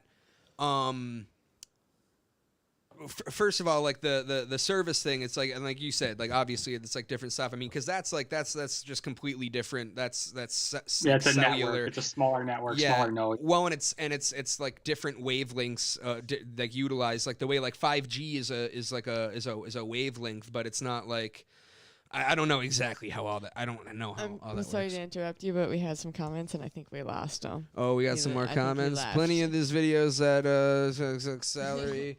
I'll get to those in a second. I'll get to you in a second, John Smith. But so that's it. And so then I come at it right with kind of a different thing where it's like I'm pretty sure that radio waves are like pretty good, like when you concentrate the beam, because there's like all sorts of different like transmissions, like well like for instance, just from what I know, and I'm not saying that this is like any big evidence, and I have up here, we can get into it if we want to a little bit, like the development of the S-band transponder for Apollo or something. I don't think that's actually what we were looking for, but in my experience in radio, right, so we have a tight beam link that's a station transmitter link, right, that beams from wherever you're tracking from the station. It beams a tight signal that the dish has to be set up like so perfectly, and tightened down to avoid, it can only get like an inch or two sway before our STL link starts going down and we get crappy reception. That tight beam goes to another dish that's on the tower that's aimed like as tightly as it can directly at the other dish, and there's a tight beam frequency within that, and then that goes into the full powered transmitter down to the base of the tower and then back up out of the tower in a wide, a fundamentally different antenna and transmission setup that casts like a wide net. And those signals are the signals that are weaker and they dissipate within the Earth's atmosphere. But the direct beam radio signals, my impression and understanding is those can be shot at a very very strong and concentrated power through the atmosphere, and then once they're in space, like at a high beam, like once they get through, then they're like through, and things go pretty good. That is my interpretation, and that's all I can tell you about why I think. Yeah, I mean, that adds up. It's, to me, that is amazing if that's true. Like that is like, I really underestimated the capabilities of what was possible, because for like just at face value, 268,000 miles is so far, and it was it's just crazy to think they did it with a quarter of the technology that's in my smartphone. If they did that, to me that's just the most mind-blowing thing, and I would be talking about it constantly. But that's not what I'm seeing. That's not what we see from the astronauts. It's almost like this little thing that like we just don't talk about, the moon landing. And we saw it on TV. Everyone's grandma saw it on TV, and some grandmas even say like, I don't believe that shit. You know what I mean? Like, right. Yeah. Why? To me, it seems so just goofy. It's the whole thing. Like I look at it, it's clunky. Right. I have to really make it work in my head. I have to bend like my intuition to like believe it, because just naturally it just doesn't make sense to me. So piece by piece, it seems like the things can be explained, and you're doing a really, I mean, like I don't know how you could answer the question better, but no matter what, it's in my soul. I'm like, man, I don't know if we did this. Well, and then here we can try to see if we can like dig stuff up together. I've got a page here, but Carson, why are we here right now? Why are we here? I'm not questioning D-Day. I'm not questioning Soissons War, World War I. I'm not questioning anything like that. I'm not questioning name any other thing. Why are we here right now? Because it's peculiar. Maybe it's because it's a foreign land. Maybe it's because. No, I know exactly where you're going with this, and sorry to interrupt like this, but I would say, the answer for me is that the reason that this issue is so prone to this type of conversation and speculating is because it is, without question, the most magnificent act ever achieved by humanity. Right. You cannot. I feel like objectively, if you take it for granted that this all happened as is to be understood, or as relatively close to the public narrative is, there is no real exploratory feat period that comes close to even grazing the ass of how magnificent and groundbreaking the moon landing is. And there's very few scientific advancements, maybe splitting the atom and a couple other things that rival in comparison to just like the achievement that this signifies. And it did, and it definitely did politically. And then that's something that people use to say, you know, like that it was faked. And that's where I'm like, I can totally be like, I wouldn't be super shocked if Apollo 11 was faked. You know what I mean? If like the footage we see is fake or something, you know what I mean, of Apollo 11 or something. Yeah. Or at least not surprised that they shot fake footage. They did a whole thing, you know, because people say like, oh, their movie sets were set up here or whatever, all sorts of stuff, and like or like for promotional or whatever. I don't know, but that is why we're talking here. That's my answer for that. Is like because it's the most magnificent thing. To me, just to kind of summarize my going off what you said, you know, it's being the most magnificent thing. That's why it's so surprising to me that there's just not that many good like answers as to why did that information get lost? Right. Why was it not like just put on a pedestal? Why is it not discussed more? That's the weirdest thing for me out of all of this. That's the weirdest thing. That's weird. And then like Buzz Aldrin, you know, you look at him, 92 years old in this interview, and they ask him, what's the scariest thing about this? And he says that it didn't happen. And he literally just comes straight out and he says that. And then of course you Google it and then it's debunked. I've heard that one. I've heard the one where he's talking to a little girl and she's like, why haven't we gone? I think it was like, why haven't we gone back to the moon or whatever? And he's like, well, because we never have been. We never have gone to the moon or something shit like that. Or dude. when he's on Conan O'Brien and they're like, you know, we watched you land on the moon. He's like, no, you didn't. Yeah. No, you didn't. You heard me say this and you correlate that memory and, you know. And I'd be curious to know in that regard, because again, my brain goes kind of in a different direction. I'd be curious to know when did he first start making the, you know, saying stuff like that? You know what I mean? How early is that documented? Probably 2000s. Maybe 90s, 2000s when he's old. My problem with that is like, dude, old guy gets a little kooky, second guy to walk on the moon. Everybody knows Neil Armstrong. Everybody else is like Buzz Lightyear, Buzz Aldrin. Gets a little kooky, gets a little funny, has a whole life, you know, that you don't like really like think about where you're just like, this is the astronaut guy. It's like, yeah, like for like 4 years, and then gets a little kooky and then all the moon conspiracy stuff is, and he's like, I'm gonna just fuck with people. You know what I mean? Because we all know like old people that are like, what the fuck you doing? Right. You know but we also if I went to the moon, I wouldn't troll anyone. I would take that so seriously, and I would be very serious about the matter. Right. And it's because it is the most magnificent thing. That's why it's just you watch the footage, and I've watched it a lot of times, and it seems so just weird to me. Yeah. Right. I can't believe that there's not better angles and like better footage, and that we haven't gone again. I feel like we should have gone again by now.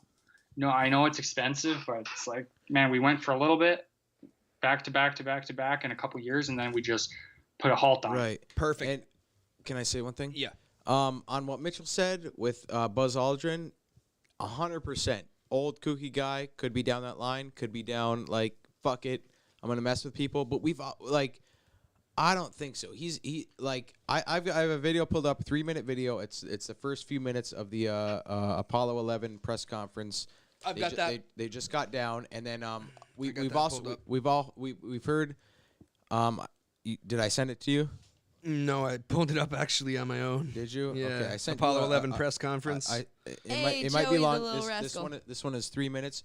But on what Mitchell said a second ago about Buzz Aldrin, you know, being a kooky old guy, 100% agree with him. There's motherfuckers like that. I just think, I don't know. There's we've heard stories. You've seen YouTube videos about people that are, whether they're in the CIA or classified government operations and stuff, whether you believe them, whether it's whatever, stuff like that.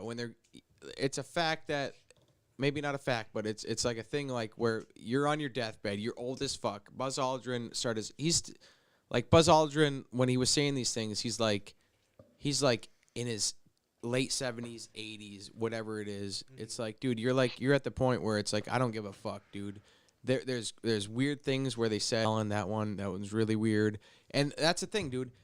Neil Armstrong, just like that Joe Rogan video, Neil Armstrong gave like basically like most famous astronaut ever, Neil Armstrong, first man to walk on the moon, gave like one interview. Why do we know Buzz Aldrin so much? Because he's given multiple interviews. He's like a guy that's out there, whatever. Neil Armstrong gave like one interview, then died, and that was it. All right, and then just like Mitchell said, he's got the video pulled up of them. That's I want to hit. That's a point right there. That's one of those that goes both ways. Because like immediately you said like he gave a bunch of interviews, and on one hand I'm like, well there you go. That adds into my proposed theory that it's like he's given a bunch of interviews because he's like fucking attention. I'm the second dude. You know what I mean? Whatever. But then it also goes to like because you're just speculating that, right? Because then you could also go to the other direction and be like, dude, something fucking went down. They faked it. There was some shit. Something wild happened. They got something going on. Neil Armstrong, like, just kind of buckled. You know what I mean? Or they MK Ultra'd him or something, you know what I mean? And then, like, Buzz Aldrin is just like, whatever. And they're like, well, we halfway MK Ultra'd him, so we can't, like, take two of them and put them in, seclusion or whatever.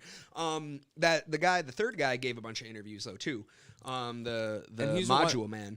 He's also one of the ones that said they saw weird fucking lights on the moon. Yeah, I've heard that, yeah. Green lights and shit like that, but, and... Joe just texted me. Joe says Neil A is alien backwards. True. Yes. I want to take a quick second here and acknowledge some of our viewers. We got Joey up there. John Smith, sorry we haven't gotten to your comments. If you're still up there, good to see you, Joey. Thanks for joining us, man. We're talking about the moon. Joey the and Rascal. Canada Daddy Casey coming here saying it's all fake. We got Joey the Rascal. Joey says, we never went to the moon. He is on the not going to the moon train either. John Smith also. Joey. Yeah, our expert Joey and John Smith says they didn't go to the moon. I'm not sure what he was referring to, so if they are faking that, why wouldn't they have possibly faked the moon landing? And it's like, is he referring to his top comments? Harness, augmented virtual reality. No, this is where you asked him to elaborate. Oh, plenty of ISS videos that show absolute fakery. Yeah, that's something we were talking about. Harness wires, augmented virtual reality, etc. I've seen Neil deGrasse Tyson kind of debunk. That motherfucker's a show. Yeah, I know Neil deGrasse. I know.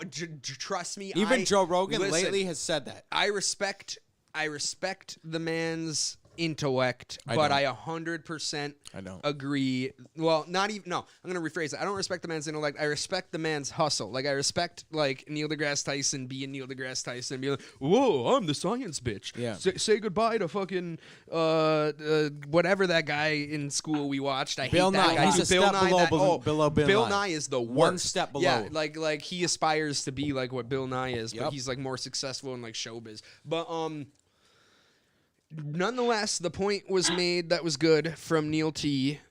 And now I completely forget why. What are you talking about? The curvature of the Earth? No. What was the point? I said Neil T debunked something. What was I talking about? What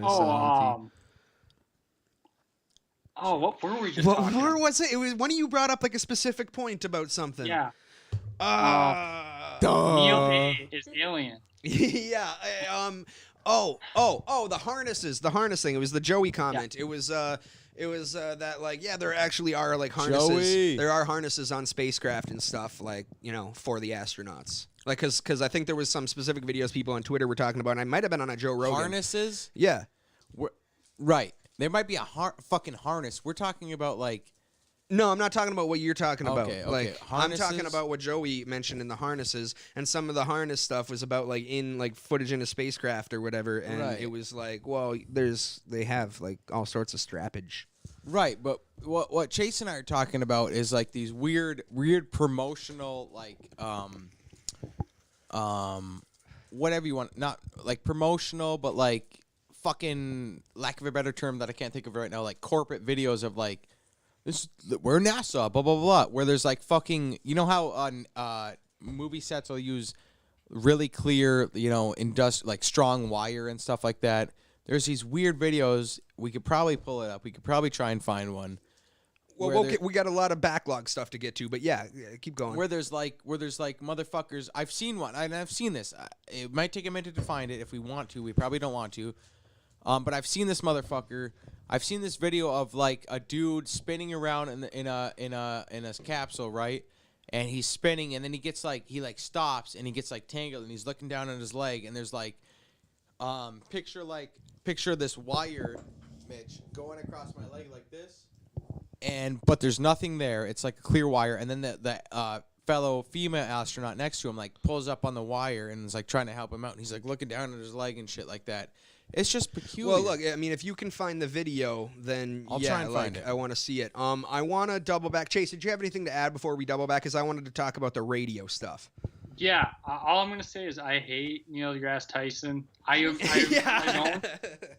don't respect him. I actually, like, every fiber in my being hates him. I don't even think he's smart. I'm not smart, but I don't get the vibe. I feel like he's just like saying stuff. Yeah, he's one of like just like he's one of the people that in school was just like the kid that studied really hard for the test and shushed the other kids and was like, oh, I get to be teacher for a day. Like I get to be teacher when the teacher goes to the bathroom, and then like he's just full of just like the mainstream, like I don't know what to call it, but you know, like the public education academia narrative, like that's which he I pushes, hate that narrative. and he pushes narrative more than he pushes science. You know what I mean? That's the thing. Like everything he does is in response. It's debunked. So I 100% agree. I didn't like mean to invoke his name as like, well, officially on Neil deGrasse Tyson said, you know, because Neil deGrasse Tyson can suck it. And I'm just saying that just to clown on him because I don't like him. Casey, something real quick just to throw in, dude. Is I know we were talking about aliens and we talked about outer space. You talk about aliens and outer space and all that, but that video you sent me with like the xenobots, dude. You think aliens? Think small. Think cellular. There's some weird stuff going on that like. It's almost more amazing than what's going on, you know, when you zoom out. When you zoom in, it gets crazy. So, I don't know. Aliens, like on a cellular level. Like cellular, because it's like that kind of stuff is just straight up. Like, when you're talking about aliens and any type of sufficiently technologically and or biologically advanced creature, that could be, like, amoebas or something. Yeah. Like, and then the amoebas like getting little balls together and conglomerate and then like go up in the air and fuck with fighter jets and shit. And they're like what? And then because like you could have all sorts of biological. Because again, we were talking a little bit earlier, like how I was talking about that Lex Friedman interview with the guy, and he was talking about, I don't remember the guy's name. He was talking about there's no objective reality that we can perceive. Like we can't perceive objective reality, and it could literally be something like where like amoeba are like biological machines, you know, can manipulate light or electricity or whatever, you know what I'm saying? So yeah, to cap off what you were saying there, a little bit of rambling. What was that? What'd you say? Black screen? What? Yeah, we went black for a bit here. Are we good? Are we still black? Yeah, it was. I couldn't see it for a second, but it's good now. But it's not on the screen, so okay, it's just caught up now. Okay. Oh, so it was on my end. I did it. Okay, sorry. Casey, do you have anything to you want to add in here? No. I think Neil deGrasse Tyson looks like somebody I'd try to fight in high school. Yeah. Somebody I'd make my next Wesley. You know, like. I love it, Allison. I don't have much to say. Don't have much to say? No. What about Neil T? You like Neil T? John Smith in the comments had something to say. What did he say? Can you read it for us? When I want to silence my mind, I meditate, you drug addict, Casey. Meditate on all of Neil deGrasse Tyson's scientific discoveries. Hi, Joey. When he wants to what? When he wants to meditate, When I want to silence the mind, I meditate on all of Neil deGrasse Tyson's scientific discoveries. Yeah. Yeah, he's made a bunch of scientific discoveries. That's the other thing. It's like he's one of those. He's like he doesn't do anything. You know what I mean? Joey also said, "Hello, Allison. He's nice like to meet you." he's like the Don't talk to my Isn't sister. his whole thing? He was like the Joey, the little he was- rascal. he's like the janitor at a friggin' telescope or so, you know, like a Who, observatory. Neil T? Yeah, Yeah, Neil T. he literally he's is. Like Up the, his he's like a on. lighthouse keeper, except it- that can you hear me? Dude, I oh, used you're to love slacking Neil on your T. duties. I know. I used to love him too. I loved him when he was on JRE. Remember and, like, us the old listening studios. to him on the way to Joe Rogan? Oh yeah, Yeah. Neil Or T. on the way dude. back, but too. he became just Dude, Through the I- wormhole and all those. Yeah, exactly. Yeah.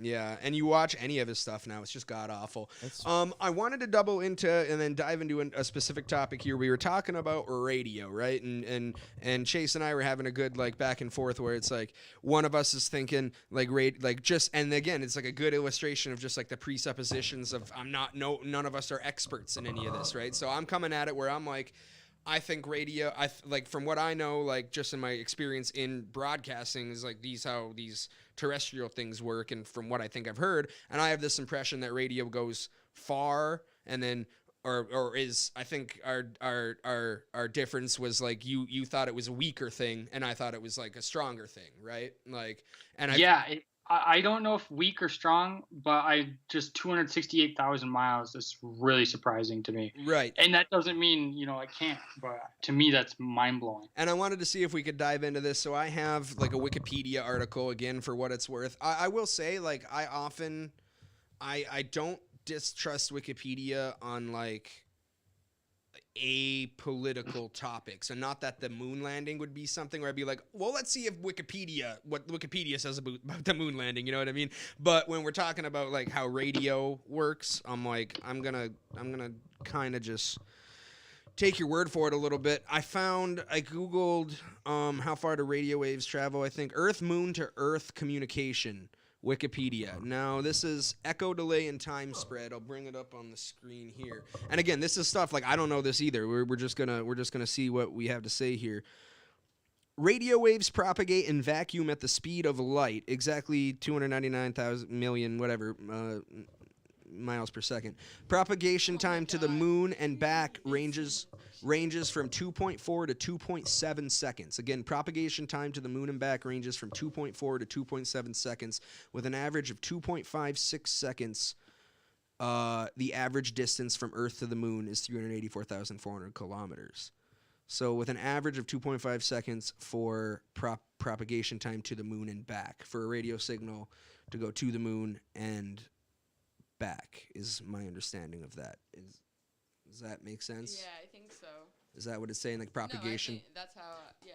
Propagation time to the moon and back ranges from 2.4 to 2.7 seconds. The moon is nearly spherical, and its radius corresponds to about 5.8 milliseconds of wave travel time. The trailing parts of an echo reflected from irregular surface features near the edge of the lunar disk are delayed from the leading edge by as much as twice this value.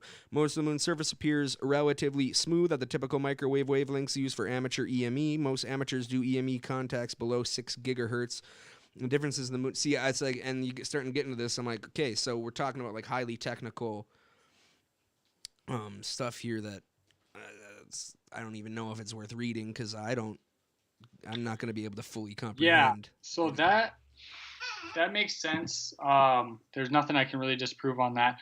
Something else though is the fuel to make that trip there and back.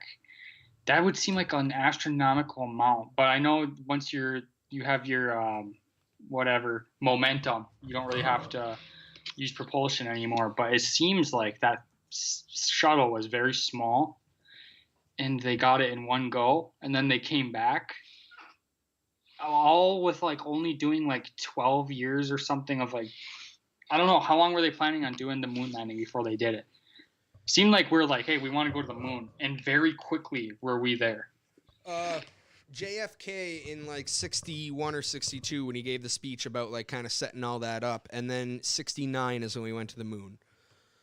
So like 7 years. Yeah, so the work started. I think I mean, I don't know if the work was starting before JFK gave the famous speech, but I know it was either probably 62 or 63 when he said the moon stuff, because he was killed in November of 63, because it was him that like got the ball rolling and started all the funding stuff, and then it was Nixon in office for Apollo 11.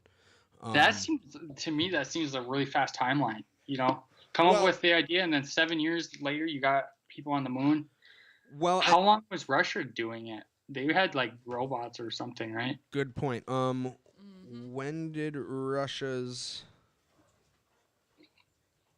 moon program start? And I would say again another like perceptual thing there. July 31st, 1956. When is when the Soviet space program started, and so they must have sent Sputnik up after that. Soviet crewed lunar programs, Wikipedia right here. Let's go to that. I would say like perceptually though, like I agree that it's like that seems like, shit. What was the point? The last point you said it wasn't the fuel like thing. Quick.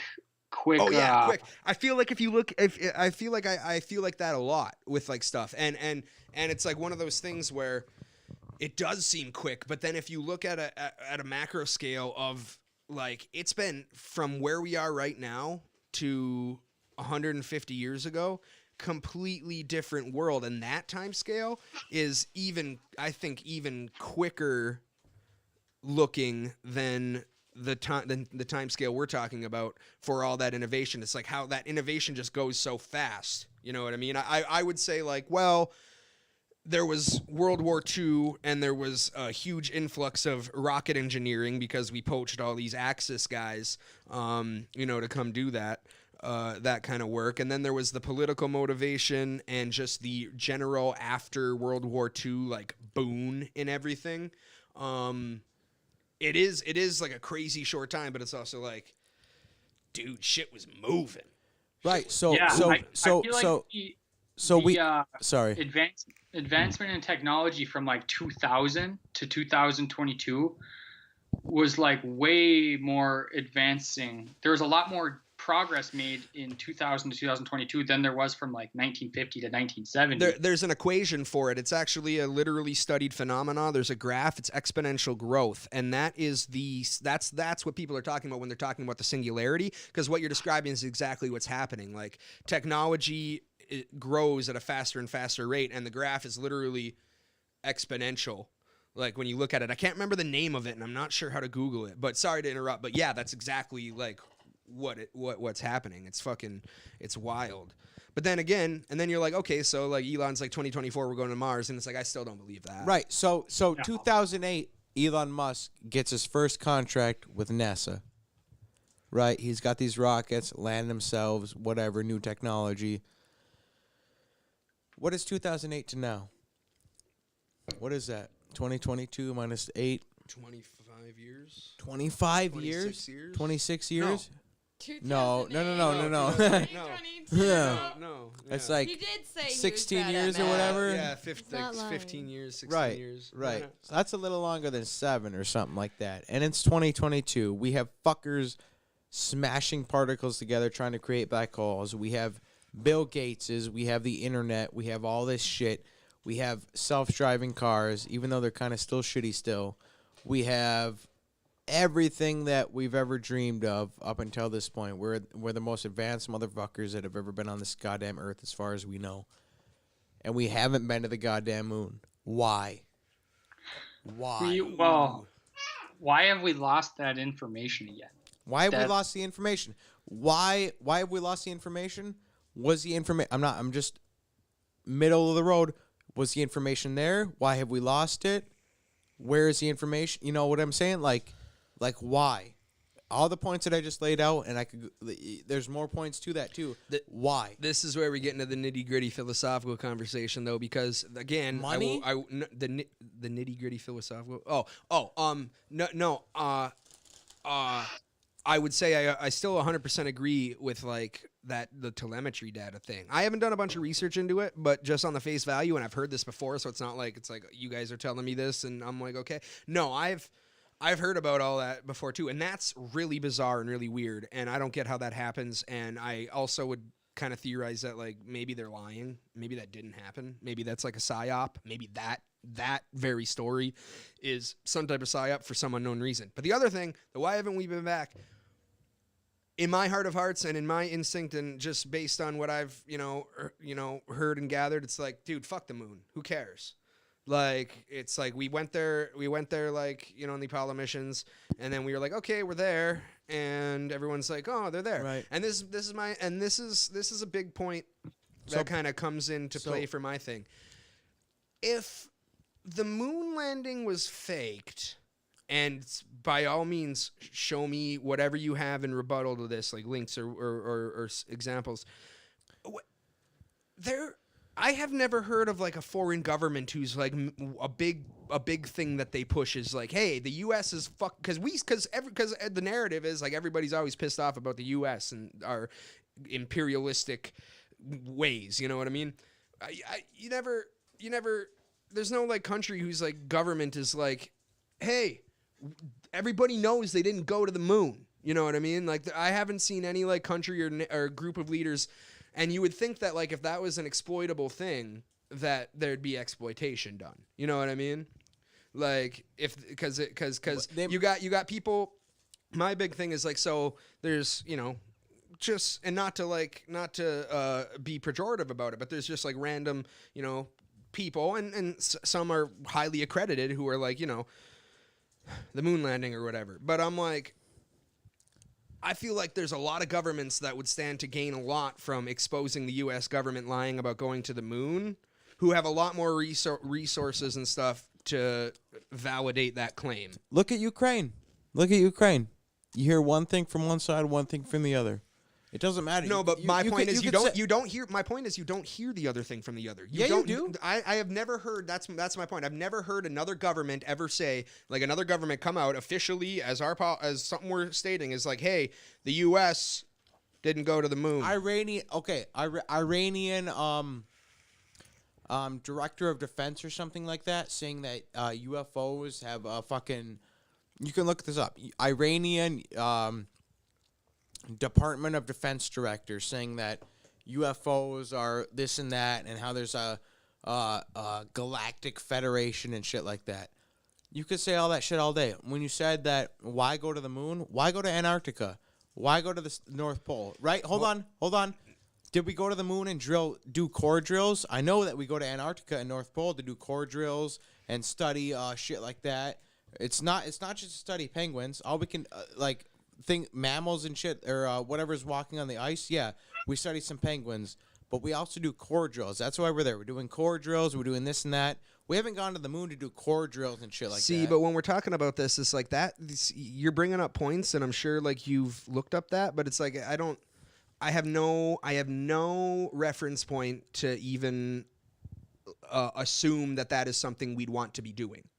You know what I mean? What do you mean? You're saying that. You're saying we haven't done the core drills. Why wouldn't we? I'm like, I know that Carson isn't a geological or moon geological expert, so I have no reference point to be like, was that discussed or did they do that? And the other point is like, again, your Iranian example, that still doesn't qualm the question that I'm saying about like large government, i.e. Russia, especially Russia, Iran, China, nuclear power Iran.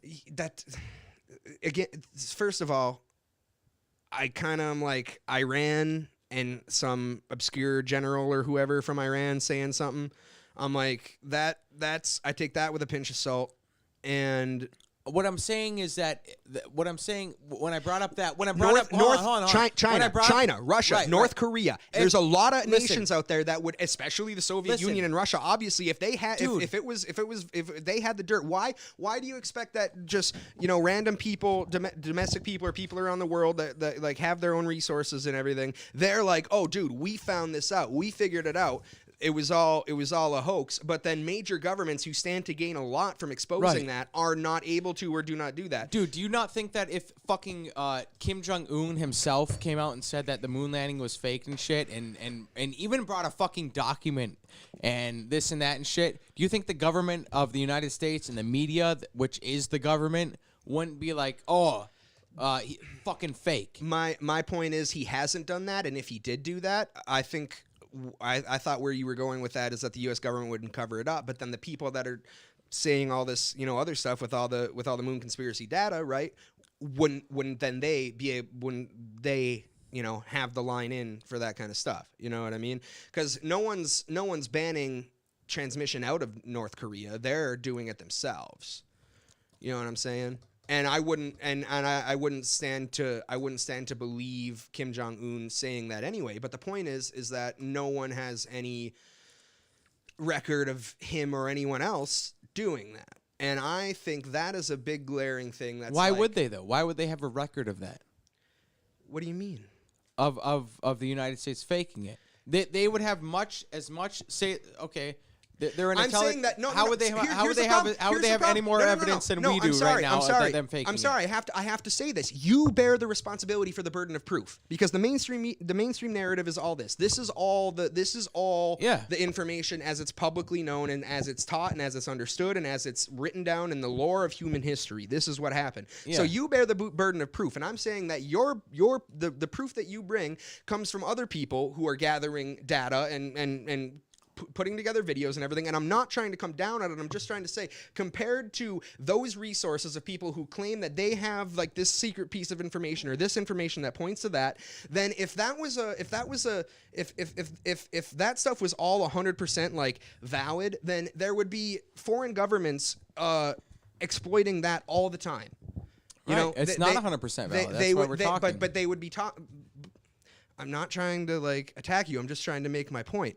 Is like they would be exploiting that. You'd have like China being like, yeah, we're doing the space program and the US didn't go to the moon and we've been telling you guys that. And even if the record of that wasn't kept or talked about by politicians or American politicians or American media, then I still would have to assume that all the people with the inside know-how and understanding of technical specifications and everything to make claims about things being fake, they'd also have a line, eventually have a line into, oh, by the way, the Chinese president, you'd hear right next to like the shadows are wrong and this didn't work and that didn't work. You'd also have, also the Chinese president in 1994 said this, and then the next Chinese president expounded upon a little bit, and then there's been some stuff being said by these Russian politicians that claimed that they had information that the US faked the moon landing and then they were assassinated. But I haven't seen anything like what I'm talking about, and that's what I'm saying. If you guys have seen that or you know where to find that, like show me. But I haven't seen that, and that's a huge glaring thing left out of the conversation. That's like huge though.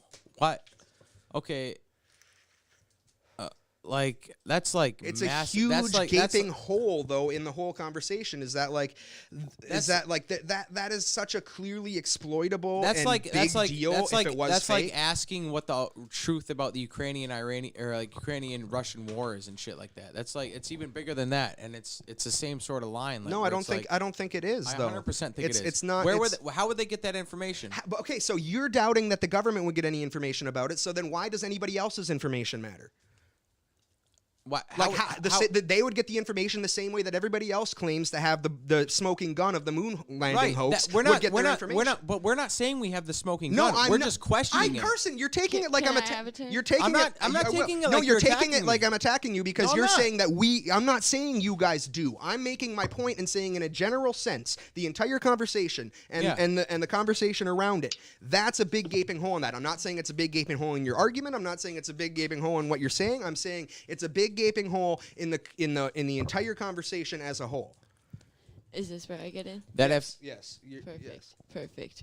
Things are getting too spicy for the pepper. That's all I want. I agree that if they had fucking... You're yelling at me. Stop yelling at me. Bro, you're yelling at me, bro. Baby. Don't get on me like that shit. I'm sorry, you are yelling too. Are you kidding me? I know, but then we dialed it down. We dialed it down. And then we dialed it down, and then you started loud. Bro, I didn't start out loud. You were fucking yelling for 10 minutes. All right, listen. Mom and Dad are fighting, listen. and I don't know what to do. I 100% agree. If China had information that the moon landing was faked, they would be like, America faked the fucking moon landing. Mm-hmm. Right? Yes. But they don't have that information. Yeah. I don't have that information. So they're playing along. But so Chase doesn't have that's why and you're missing my point. That is exactly why that's a big deal. You know what I mean? You're right, Joey. It's time. It's because the burden of proof is on the people making the. Hang on. Right. It's because the burden of proof is on the people making the claims, right? And I just think that if there were validity to the claims, then there would be governments vocally talking about it. Because do you think that there's not people that are on government payroll to look into all that stuff in countries that are contenders with or opposed to America? Something I want to say real quick Go ahead. is the same thing kind of goes for, like 9/11. I feel like it would serve a lot of countries to, point that out, that was inside job, which I think it definitely was. But also another dynamic here that I just want to say might connect the dots is New World Order, one world government. Like maybe it's not in China's best interest to disprove that we went to the moon. Maybe it's a singular goal. And this is part of my, you could get deep into this, but I don't really like to go into those waters because there's not a lot of tangible stuff you can work with. So the thing that I always come back to is like just that footage where it shows, the shuttle leaving the moon. To me, I can watch that and just be stuck on that, like mesmerized. I can't get past that. It looks really goofy to me. Not to try to steer the conversation back to that, but for me, like, that's where I feel like the big gaping hole is, where I'm like, man, this is the elephant in the room. Like, well, it just looks. That's a really good point. Okay, so let's go back and look at that video again. What video? Apollo 15 lifting off. That's what you're talking about, right, Chase? The liftoff video. Yes, sir. Bam, If bam, bam. Yes. Oh, we got comments? Let's hold on. Let's hear the comments from Casey. Let's hear them. We got Cole N. For fuck's sake. I was looking forward to this. Stop the shouting match. Come on, guys. Joey Wick. Heart, Casey, heart. Thanks, Joey. Heart you. That. I was. This isn't the video I had before. Okay, so the burden of proof is on Hit us, the bull, Bam. right? Yes. 100%. I agree. But that's if I 100% agree. But it would be more in favor of that argument if they were still going back to the moon. You know what I'm saying? That's a big part of the story, is that they haven't gone back. See, but then we get to the point where we have to bridge another philosophical gap where I say that we haven't been back because by a lot of the accounts and stuff that I've heard and read, it's like, why bother? Like, Why there's go not back? there's not much Why for us. bother? So It'll waste money, this and that. Yeah, and I know, and again, I think it's because this is such a big and monumental thing, the moon landing, that extra attention is paid to it. But I think that nothing beats, and this goes into like thinking about like the New World Order stuff too, like. So New World Order kind of thinking like, and Chase, that was an excellent point that you said too about like, cause that is an excellent point. Like you said, it's very general and intangible when you go down that road, but we've talked before and we can go down that road, and I'm do like, if this, then that, then totally. And I'm saying like, Okay. If this, then that, where we haven't been back, like, right. Money. I don't think anything beats the terrible churn of human economics and bureaucratic governance, right? There's just not enough. A lot of people quote public support. Also, the Apollo missions ended. Guys, the 70s sucked. The 70s were like what's happening right now. Right. Yeah. 100%. Shay's laughing. Okay, so Apollo program cost roughly $25.4 million. Billion dollars. Wait, what does? Apollo program, $25.4 billion. First Apollo program. You know, That's inflation, like pennies to the inflation. government. No, inflation today, whatever, maybe 50 billion. That's another half of that. I don't know. That's being generous. What did we give to Ukraine just the other month? Yeah, they just What piss money away right, like that. 50 billion Like, first so I off. don't believe the Another money few thing. billion, a billion I here, saw a a billion thing that there. said, though, So it would when I hear when it's about the money, almost like a fuck off. And when I hear it's about people dying. But it's not. It's It's not almost just. fuck It's not off as well. It's not as simple though. Like when people say it's about the money, and I'm not saying that I understand it anymore, but it's just not that simple. It's like the same thing when people say like, oh, so we're giving $20 billion to Pakistan and for all this stuff. It's like, but that's how government spending works. America, every time the Federal Reserve prints money, we have to give money to other countries so that we can hold it as debt against them, and that's what gives the dollar its value. If we stopped doing that, inflation would skyrocket and the value of the dollar would plummet. But it's the same thing.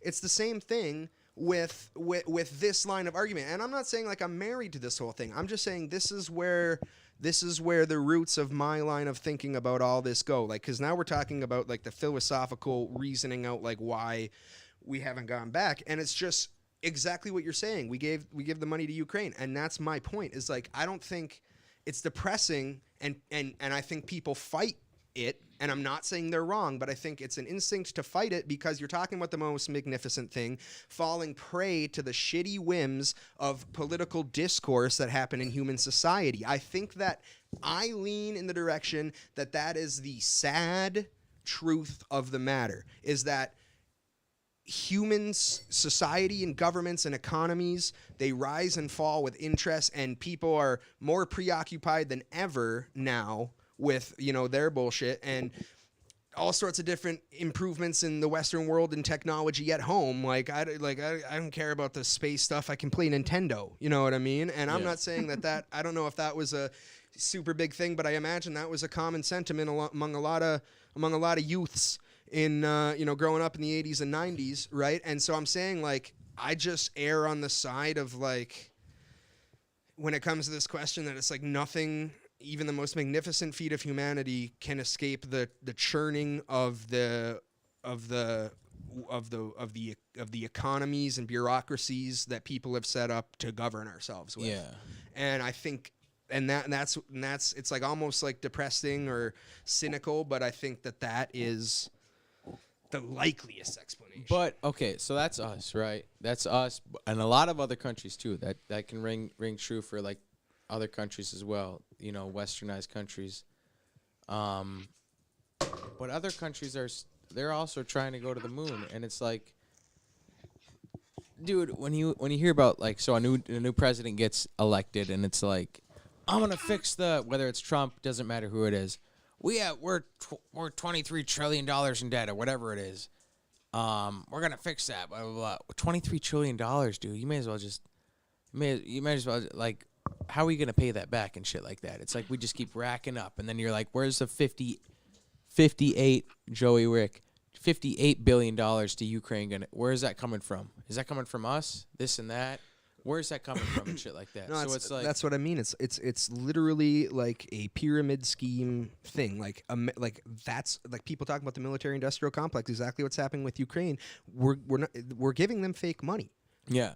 And in part, at least in part, doing that is actually propping up our economy.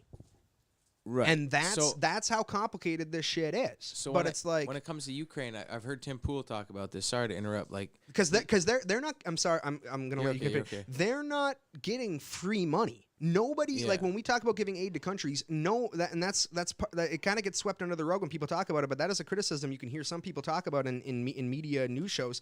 It's like when we give aid, it's not free. Like then everyone's indebted to us and favors are called in and certain economical decisions are made around, okay, this country has this many American dollars, like propping up them. This country has this, whatever. And the debt thing and the trade deficit is America being involved in accepting like the debt comes in from spending that money, but also trade deficits, and that's a whole nother thing. But I'm sorry, I'm starting to ramble off the tangent. That makes sense. But you know what I mean? That makes sense. Yeah, I was just gonna say things that I've heard on Tim Pool talking about it too, where it's like they said the same thing that you are, where it's like it's not free money. They either pay you back in this and that and this and that. And then they were talking about like Luke Rudkowski and Tim Pool and some other guy were on there. They were talking about like Ukraine has basically nothing to offer us. How are they going to pay us back? They're probably not going to pay us back. Like what's the angle for us to help them out and shit like that? Unless it's an angle that we don't know about or an angle that's we might know about, but it's not just a simple angle as just, they're our allies, you know what I'm saying, and they're gonna pay us back. So it's just crazy. I don't know, like fake investment, fake. I mean, there's so much money involved. Like Mitchell said, it's just we're giving them fake money that we don't even have. Yeah. Well, again, though, payback that they're never gonna make. Again, though, when we talk about this, like the context in which you use the word fake money, all money is fake, and it has been since 1971 or 73 when Nixon took us off of the gold standard. It's all fake. Like it's and people because now the debate between the mainstream and cryptocurrency is like, oh, fiat currency versus crypto. It's all fake. It's all and it happened right in line with the credit system getting put up and starting to take off. It's all theoretical. Yeah. And so like that's the difference. Like that's what props up the dollar. The dollar retains value because we give money away because we're counting its value against theoretical earned money back and interest, and the debt comes in where we're not getting that back. And that was Trump's main point. Was like there's all these countries that aren't paying us back for not just NATO, but countries for aid and countries whatever. And then the trade deficit with China was a separate thing. But that's what the whole deal was like we're not getting paid back. That's why the debt is so big. But it's also doing that is what helps prop the value of the dollar up. It being the what is the word for it? The fallback currency. Yeah. The I can't remember what the term is for it, but I want to know what Chase thinks about that shit, like about exactly what Mitchell was saying, and then about your thoughts on like the money aspect of going to the moon and shit like that, and space exploration, mostly going to the moon. Chase, we'll get to you in 1 second. What was the comment, Casey? Joey said, well, I'll take a Ukraine wife. I will too, Joey. That's how we collect our debt. Please help me. All right. I came from a war-torn country. All right. me. Back to Chase. Ball. So yeah, with money, I mean the fractional banking reserve or whatever the hell it is, where like everyone goes take out their money and it's not there. That's crazy. That's just wild to me. Most people don't even know that that's how it works. Two, with like going back to the moon, I think I read somewhere that it would, like with inflation and everything, it would cost us like $900 billion or something now, which is a lot of money. That is but a ton. I feel like if we want to do something in the United States, we just do it. And if Elon Musk is planning on going to Mars, like I don't see how going to the moon would be that expensive. And expensive is just like, it's almost a concept rather than a real thing, because we know we can make it happen with the manpower. It's possible. It's just a matter of moving those resources and prioritizing that. And there really isn't a reason for us to go back. So, and I don't think we can. And like the official documents and everything being lost, I think that's really peculiar. It's something that needs a better answer rather than we just lost it. Yeah. To me, that just seems like baloney. That's weird. On that point, there is the reason we can't go back to the moon that you're saying, is that because we lost the telemetry data? Is that no? So I think that we lost that data is just an excuse why that data doesn't exist in the first place, because we didn't actually go. If we went, that data would exist, but it's just convenient that the data doesn't exist. And now, why do you? So you're supposing that we can't go now because we didn't go then? Is that? I don't think we can go. I don't think it's something that maybe we can, but I know we didn't. I'm dead set on we didn't. And if we could, I feel like we would have. And if we did go, I feel like when we would have, the means of capturing that moment, whoever was in charge of like that stuff failed epically if we did go, because there should be no question. It should be undeniably, you should be able to just prove it so easily. It shouldn't even be a question. And the fact that there's, you have a good percentage of people that don't, it's a popular topic, people know the moon debate. It's popular enough, like you said, too. It's the greatest achievement, allegedly. So why wouldn't it be speculated? But for me, I'm drawing parallels from other situations. You know, I'm a conspiracy theorist through and through. Like COVID, all that stuff. Like I think it was blown way out of proportion. I think 9/11 was an inside job, and you just keep going back 10-year segments. It's like this was full of corruption. This was full of corruption. I don't see why the moon landing would be any different. Yeah. Now, where I struggle is like, why? Well, that you get into things that aren't really tangible, you know, different debates, but I just see these parallels. Like a lot of stuff was a hoax, and this, to me, is the biggest one. Okay. I mean, that's a good, what did you say a couple seconds ago when Casey why am I getting black screen again? A couple sentences right before you finish, you said something that was a really good point to me. There's like parallels with other things that were, you know, covered up. Yeah, it's like that is like a good philosophical point where it's like, yeah, well, there's a lot that's been, you know, yeah, it's like it shouldn't stuff. be that we're so used to being lied to that this is like messing with them, because for a while there, I was stuck, you know, months ago, maybe a year ago, I was stuck living in this dual reality where I was like, what is real? What's not real? And just putting in and seeing enough of the footage on my own time, and just my instincts tell me that we didn't go. But again, you know, you bring up some really good points when you talk about the stuff. It's like all these questions that I brought up, there is logical answers to it. It's just a matter of like, it's not connecting the dots completely. So I'd be inclined actually to press you, I guess, a little bit more on where the dots aren't connecting. Then, can you tell me?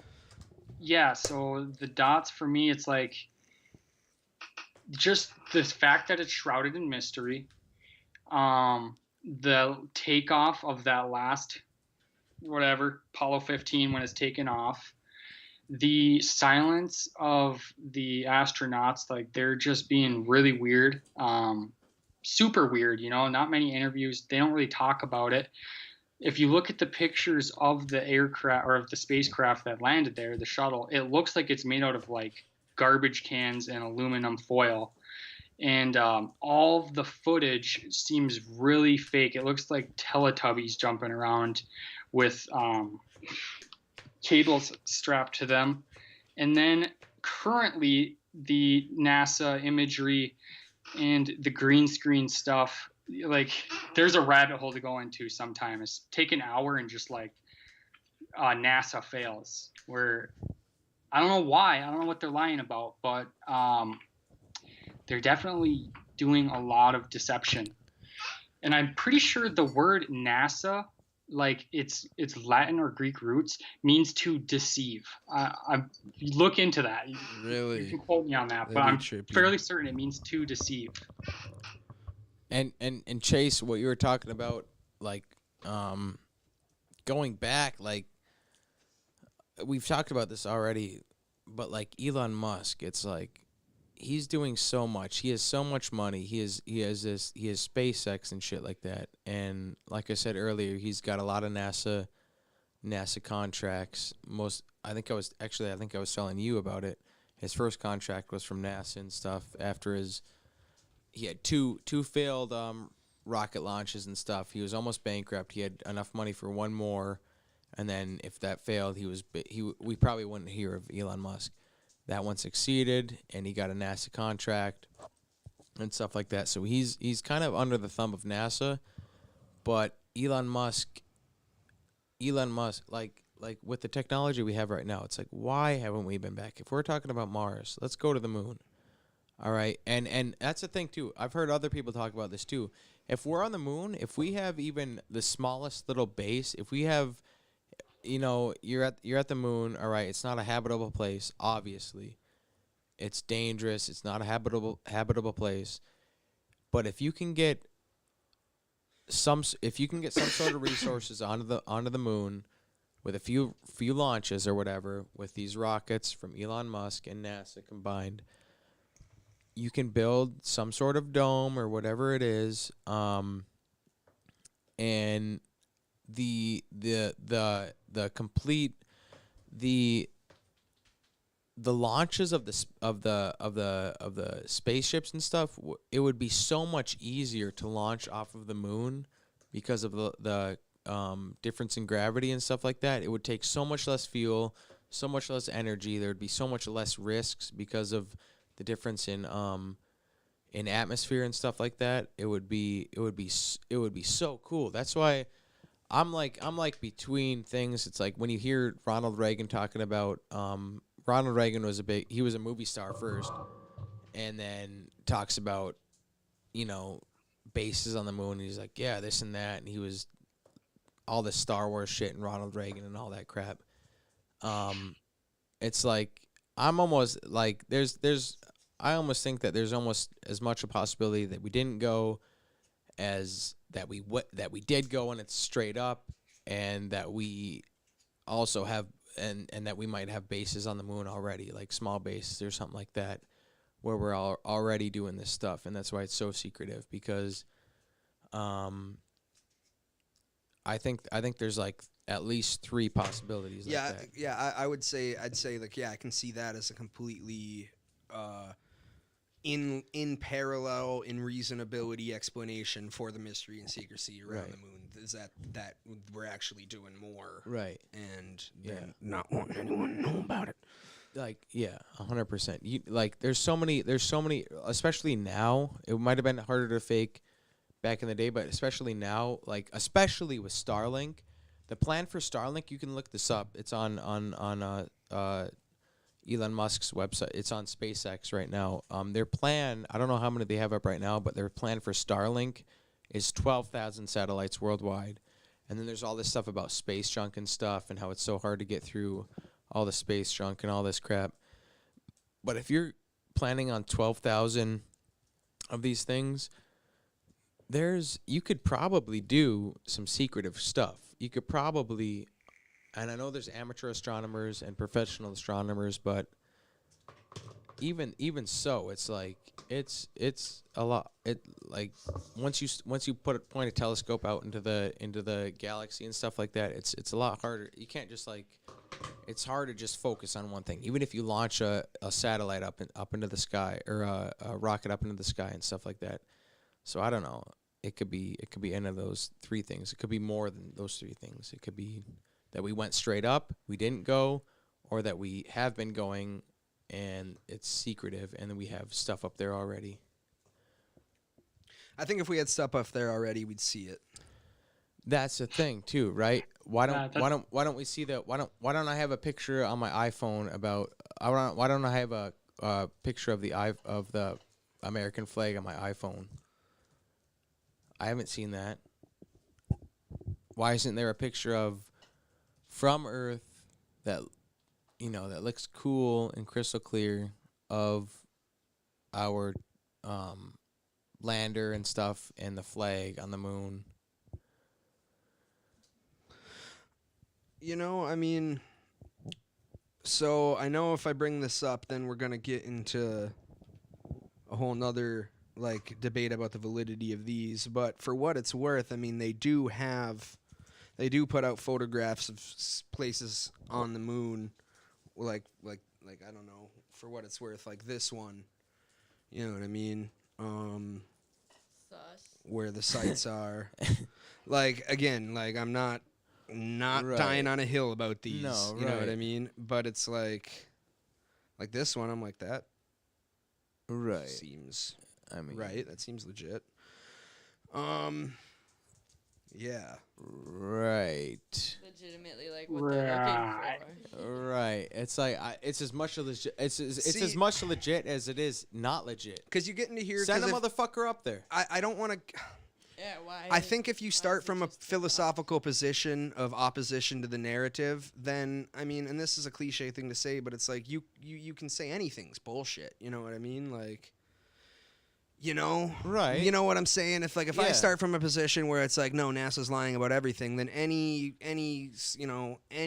that could come from anybody associated with anything that has to do with anything that they do would be like, well, I don't that completely. So I don't yeah, believe that. But there's only like you said earlier though, it's such an astronomical different sort of feat. Like I brought up D-Day the other day or the other hour or whatever it was, and how it's like we kind of know we didn't fake that because you can go there, you can find fucking bullet casings and probably bones if you wanted to and stuff like that. But it's like you said, it's so different being on the moon, being so far away that it's so much different. That's like on your point where it's like even with the shadows and the stuff like that and the landscape, it's not Earth, so obviously it's going to look different and stuff like that, but it's like I don't know. It's like it's almost like that's why we're here, because it's not, there's something about it that's sort of fishy. It's not straight up. It's not. So it's the nuclear race, right? It's the Cold War with Russia, and we decide that's sort of the story. We decided to go up to show technical superiority. Why was that? Why that? Because Russia was sending stuff up before us. They were sending dogs into space and shit. They were sending Yuri, whatever the last name was, which who burned up on the way down in a space shuttle. Yeah. I listened to that like a few months ago, where it was like you can find footage of him going blah blah blah blah, and then he's like talking. He's like, "You guys blah blah blah blah. Like this thing is not blah blah blah. You will blah blah blah. You will pay for this blah blah blah," and burned up and died or whatever. So we're just going up to show technical superiority, which I get, which is powerful too, right? We're on the moon or whatever. It's just so weird. And it's like the most general point where it's like, it's so weird that we haven't been back. Yeah, the 70s, I get that 70s is like now. We didn't go back. We didn't have money. But we have Elon Musk now. We have fucking all this technology. We have the Hubble telescope. We have the James Webb telescope. Shit, when we sent the James Webb telescope out, I don't know its trajectory, take some fucking photos of the goddamn moon. Look, while you're going by it. This keeps coming back to my point though, where it's like, dude, we're normies when it comes to this. Like, right. We don't have any formal education. Not that there aren't lies sprinkled all throughout all forms of formal education in this, but we don't have any formal education to even say like that it would be worth it. You know what I mean? Like I just feel like when we get into that realm of speculating, it's like, dude, we don't know anything about the science or the funding or the logistics or the anything about doing even the I kind of go back to Jordan Peterson, like make your bed philosophy, where it's like about the first stage of the first meeting of the first thing that people would think about or talk about or worry about, or facts or stats or numbers or math that you would take into account in planning the shipping route for the truck to get the shuttle to the station. You know what I mean? So when it's like, well, you could just do this or you could just do that. It's like, could you? Do you know that you could do that? Because I don't. Right. So apparently a lot of people did, because we went how many times with the Apollo missions?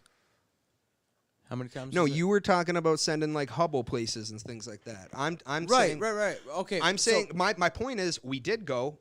The telemetry data thing is a weird thing, but say we did go, we went. Again, there's all those like societal and economic issues we talked about, but then it's if you're someone maybe who is in the know. Like, because there's people who study moon debris that was sampled and brought back. Now I know that opens a whole nother door into a whole nother discussion about the validity of that. And no, I haven't done a lot of research into that either. But like, if you're someone who works on this stuff for a living, I think you would. My hypothesis, my instinct is like yeah, but again, like. Who cares? And that's why Elon Musk is like, yo, we're going to Mars. Because, again, it's like, who cares? Like, you know? So, and because I presuppose that Elon Musk will go to Mars, and it probably will happen. He will send people to Mars. It probably will happen in the next decade, and that it is possible. And then when that happens, and he didn't go to the moon, it's because who cares? Tom Hanks. Fair enough. It was $90 million to send that Tesla up into space. Damn. 90 million. Oh, and then this was another point I had too. I wonder how much, in the same way that war furthers economies and tech, that's a big reason for the military-industrial complex, is for developing tech. Yeah. That is where so much of the tech we use in our everyday lives, between aeronautics and military applications, that's where like most everything comes from like microwaves to LED screens, you know, out of those industries. And I think perhaps the surge that led to the moon, the Apollo missions and everything, all that, was also understood by people as like, if we do this, like, we're gonna discover a lot of other capabilities and technologies and stuff, and they did, and then that's a big thing that happened. It's like a whole plethora, like new synthetic materials were developed. Nylon was developed for the space program. Yeah. You know what I mean? Like, there's just so much other stuff like that where it's like, I think in well, not to get off tangent, in that regard, I think that maybe that was partially the motivation too, is the understanding that like an undertaking of this is going to open doors in a whole nother new avenue. So that was part of the motivation for kicking that into gear. Right.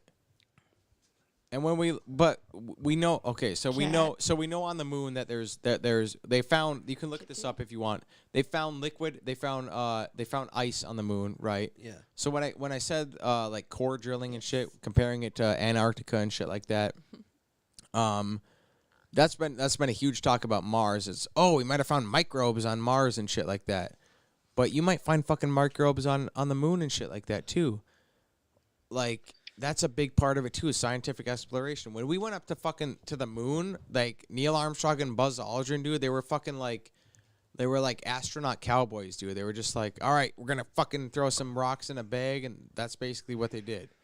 Same with all the other astronauts. They didn't go up there with like what we have today, what I assume we could do today. Like with the rock, like it's a whole different thing when you have rockets that could potentially go to these places and land themselves, basically. It's a whole different thing.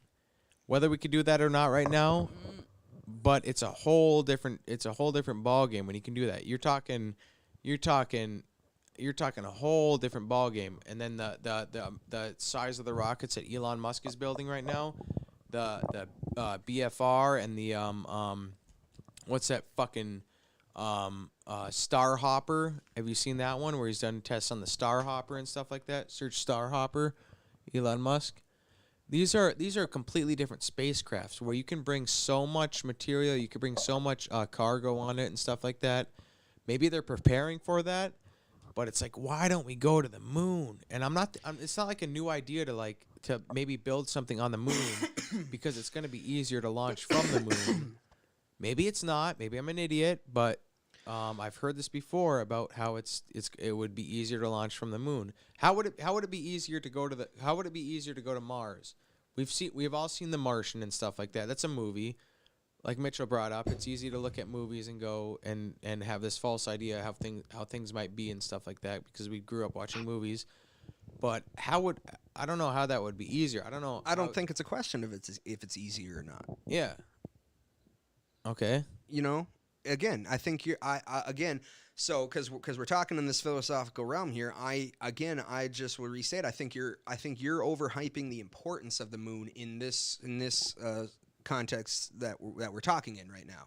You know, just on the philosophical thing. Again, like, I don't think that people in the industry are that concerned with the stuff we're talking about. You know what I mean? And that's where I err in on just like the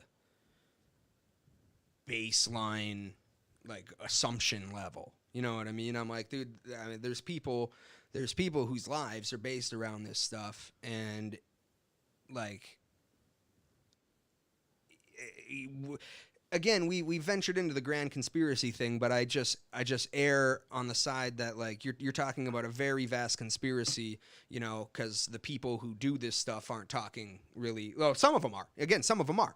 You know what I mean? But who it's an issue of unanimity, and I think that I'm well aware of like the danger of assuming that that's truth. You know what I mean? Yeah. So I wouldn't die on the hill, right, of what I'm saying, but I'm just again highlighting like that's where I err. It's like I still haven't heard any point that makes me think like why obviously we should go to the moon. Like I do not see why, except for what we've talked about with like the moon ringing like a bell, and then other speculative notions about what the moon could be, etc. But I don't think that people using government money are funded based on those ideas.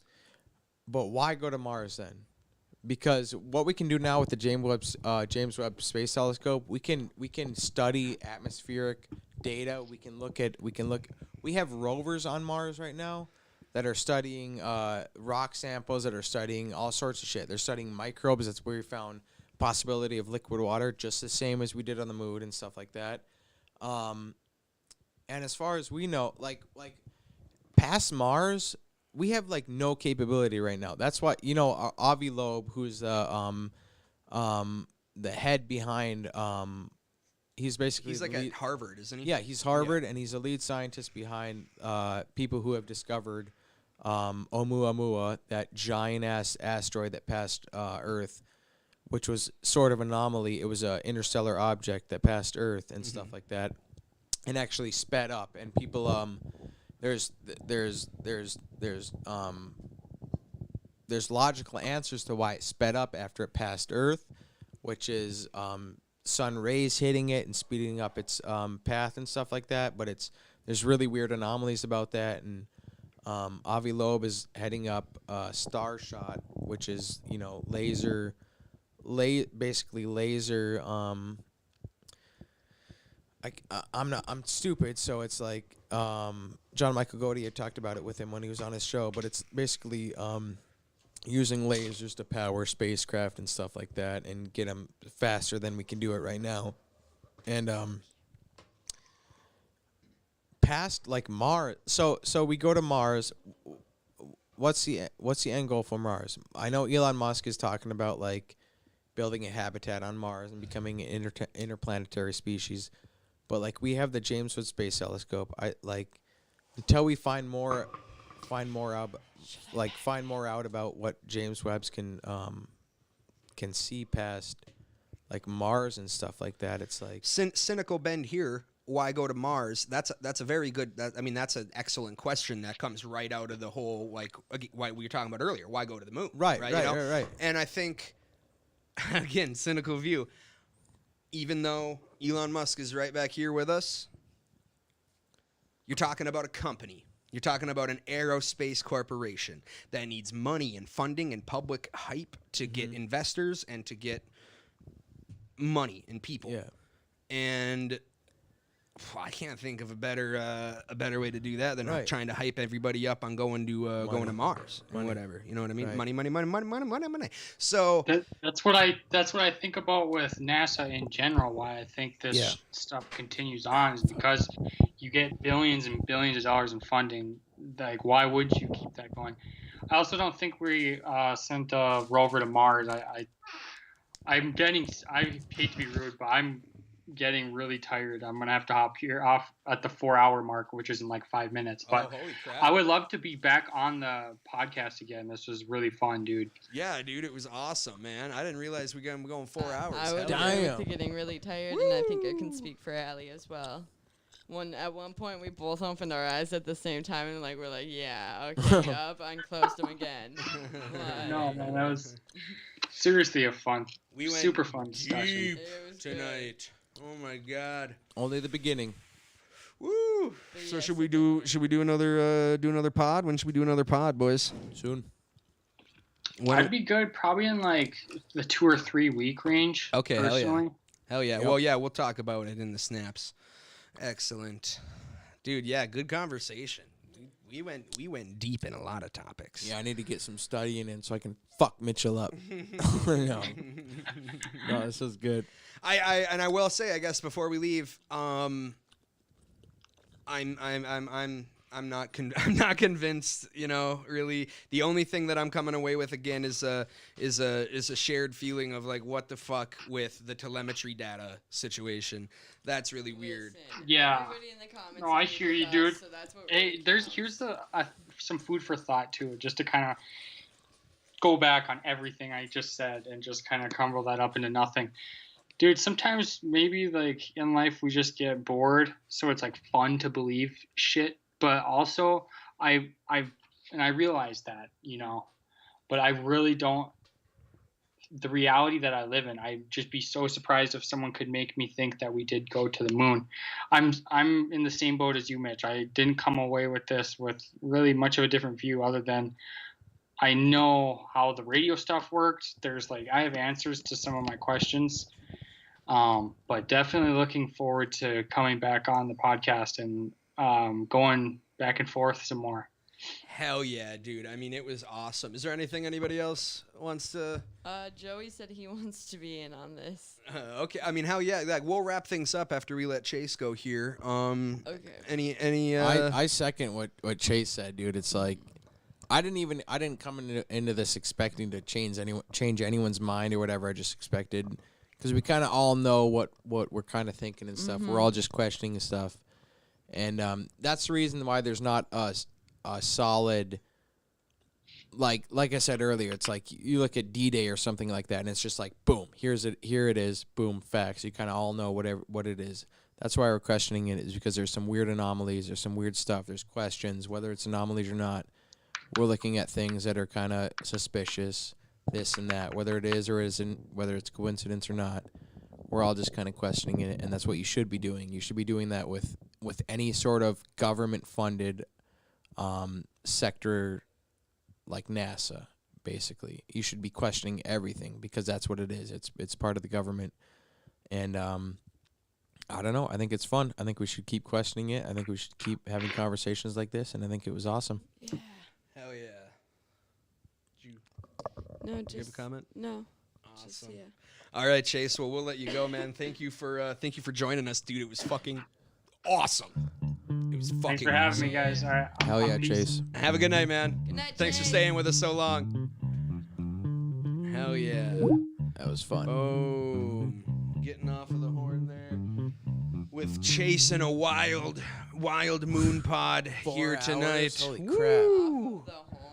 What does that mean? I like that. Things got I'm casual. getting off of the horn. Things got hot. We got I'm done with men. I'm getting off of the horn. I almost shot Mitchell. if Joey, if you're still out there, man, I want to thank you for hanging out with us, bro. It was awesome of you to stop by here and At one comment point with he us. also He said later, Mitch, Chase. is your middle name Wikipedia? Well, and I guess I just like wrap up my thoughts again. I do just not see a reason really to think that the moon landing was faked. We love you too, Joey. Love you, Joey. We love you, Joey. I don't get when you take like there are certain things that jump out and are fishy and weird, but I think the vast majority of the stuff that we talked about tonight, I mean, I think we did a pretty good job of covering like radio and covering, you know, I think we need to go deeper on we covered shadows and stuff a little bit. I think we need to go deeper on, you know, it's hard to go deep on this stuff because it's limited, because literally how many times have we gone? So it's like you have a limited amount of stuff. But I think the biggest thing, one of the biggest things anyways, is why we haven't gone back. Obviously there's many points: government, culture, money, this and that. Why go back? Why not go back? Let's go to Mars. We've already seen the moon. Why not take core samples? Why do it anyways? Why this? Why that? Why that? Why this? I don't know. I think there's a lot more conversation that we can have with it.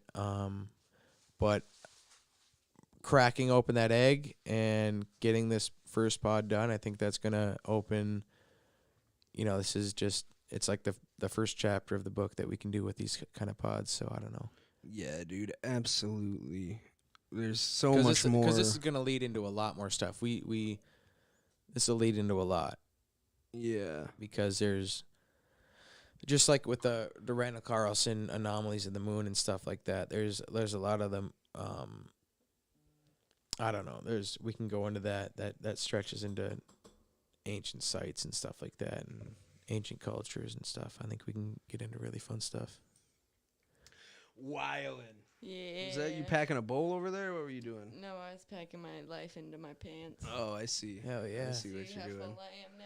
Gang, gang. All right. Well, Joey, we love you. Joey, thank you for being here, buddy.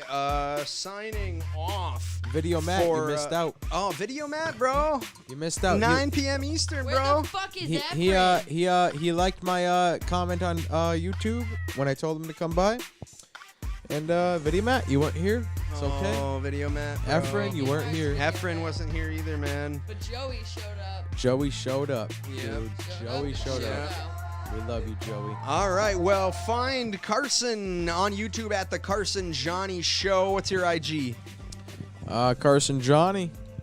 All Carson right. Johnny on IG. Carson Johnny Show on YouTube, basically. Allison here at Beans and Shrek on the TikToks. If you're looking for some of her content, we got Casey over here at Canadaddy Casey on the TikTok, at CaseyLee420 on IG. Also, Canadaddy Casey on Twitter. Also, Canadaddy Casey on Twitter. Look at that. Hold on. Joey Rick said, good night. Yeah, I didn't go to his live. I stayed here. Well, hell yeah, Joey. We love Video Matt, but we appreciate you being here, man. That's sweet. Appreciate That's you, so cool. That's awesome. Yeah. Hell yeah. And for commenting and everything the whole way through. Yeah. Thanks, Joey. We're Thanks positive for joining us, every man. way, dude. We love Video Matt. We love Efren. We love you. Appreciate it. Yeah. Stay Good highly night. positive. Sleep tight. It's probably not bedtime yet there, but. Well, if you haven't already and you're watching, make sure you hit subscribe on the channel here. Hit the notification bell for the content. I upload all sorts of different videos here. Variety channel. We do a pod Wednesday nights at 8 p.m. Eastern time. And yeah, I'm on TikTok at Mitch is a Batman as well. And you can hear my original music. A new song drops every Saturday at Mitch Ness on every streaming platform. One word, lowercase, Mitch Ness, every Saturday. So yeah, Joey, shouts out to you. Everybody else, thanks. He has forsaken me. I'm a bad man. Hey. He's like Yeah. the least gay person I have ever met in my entire life. Wait, Mitch, don't go! I need another slice of truth!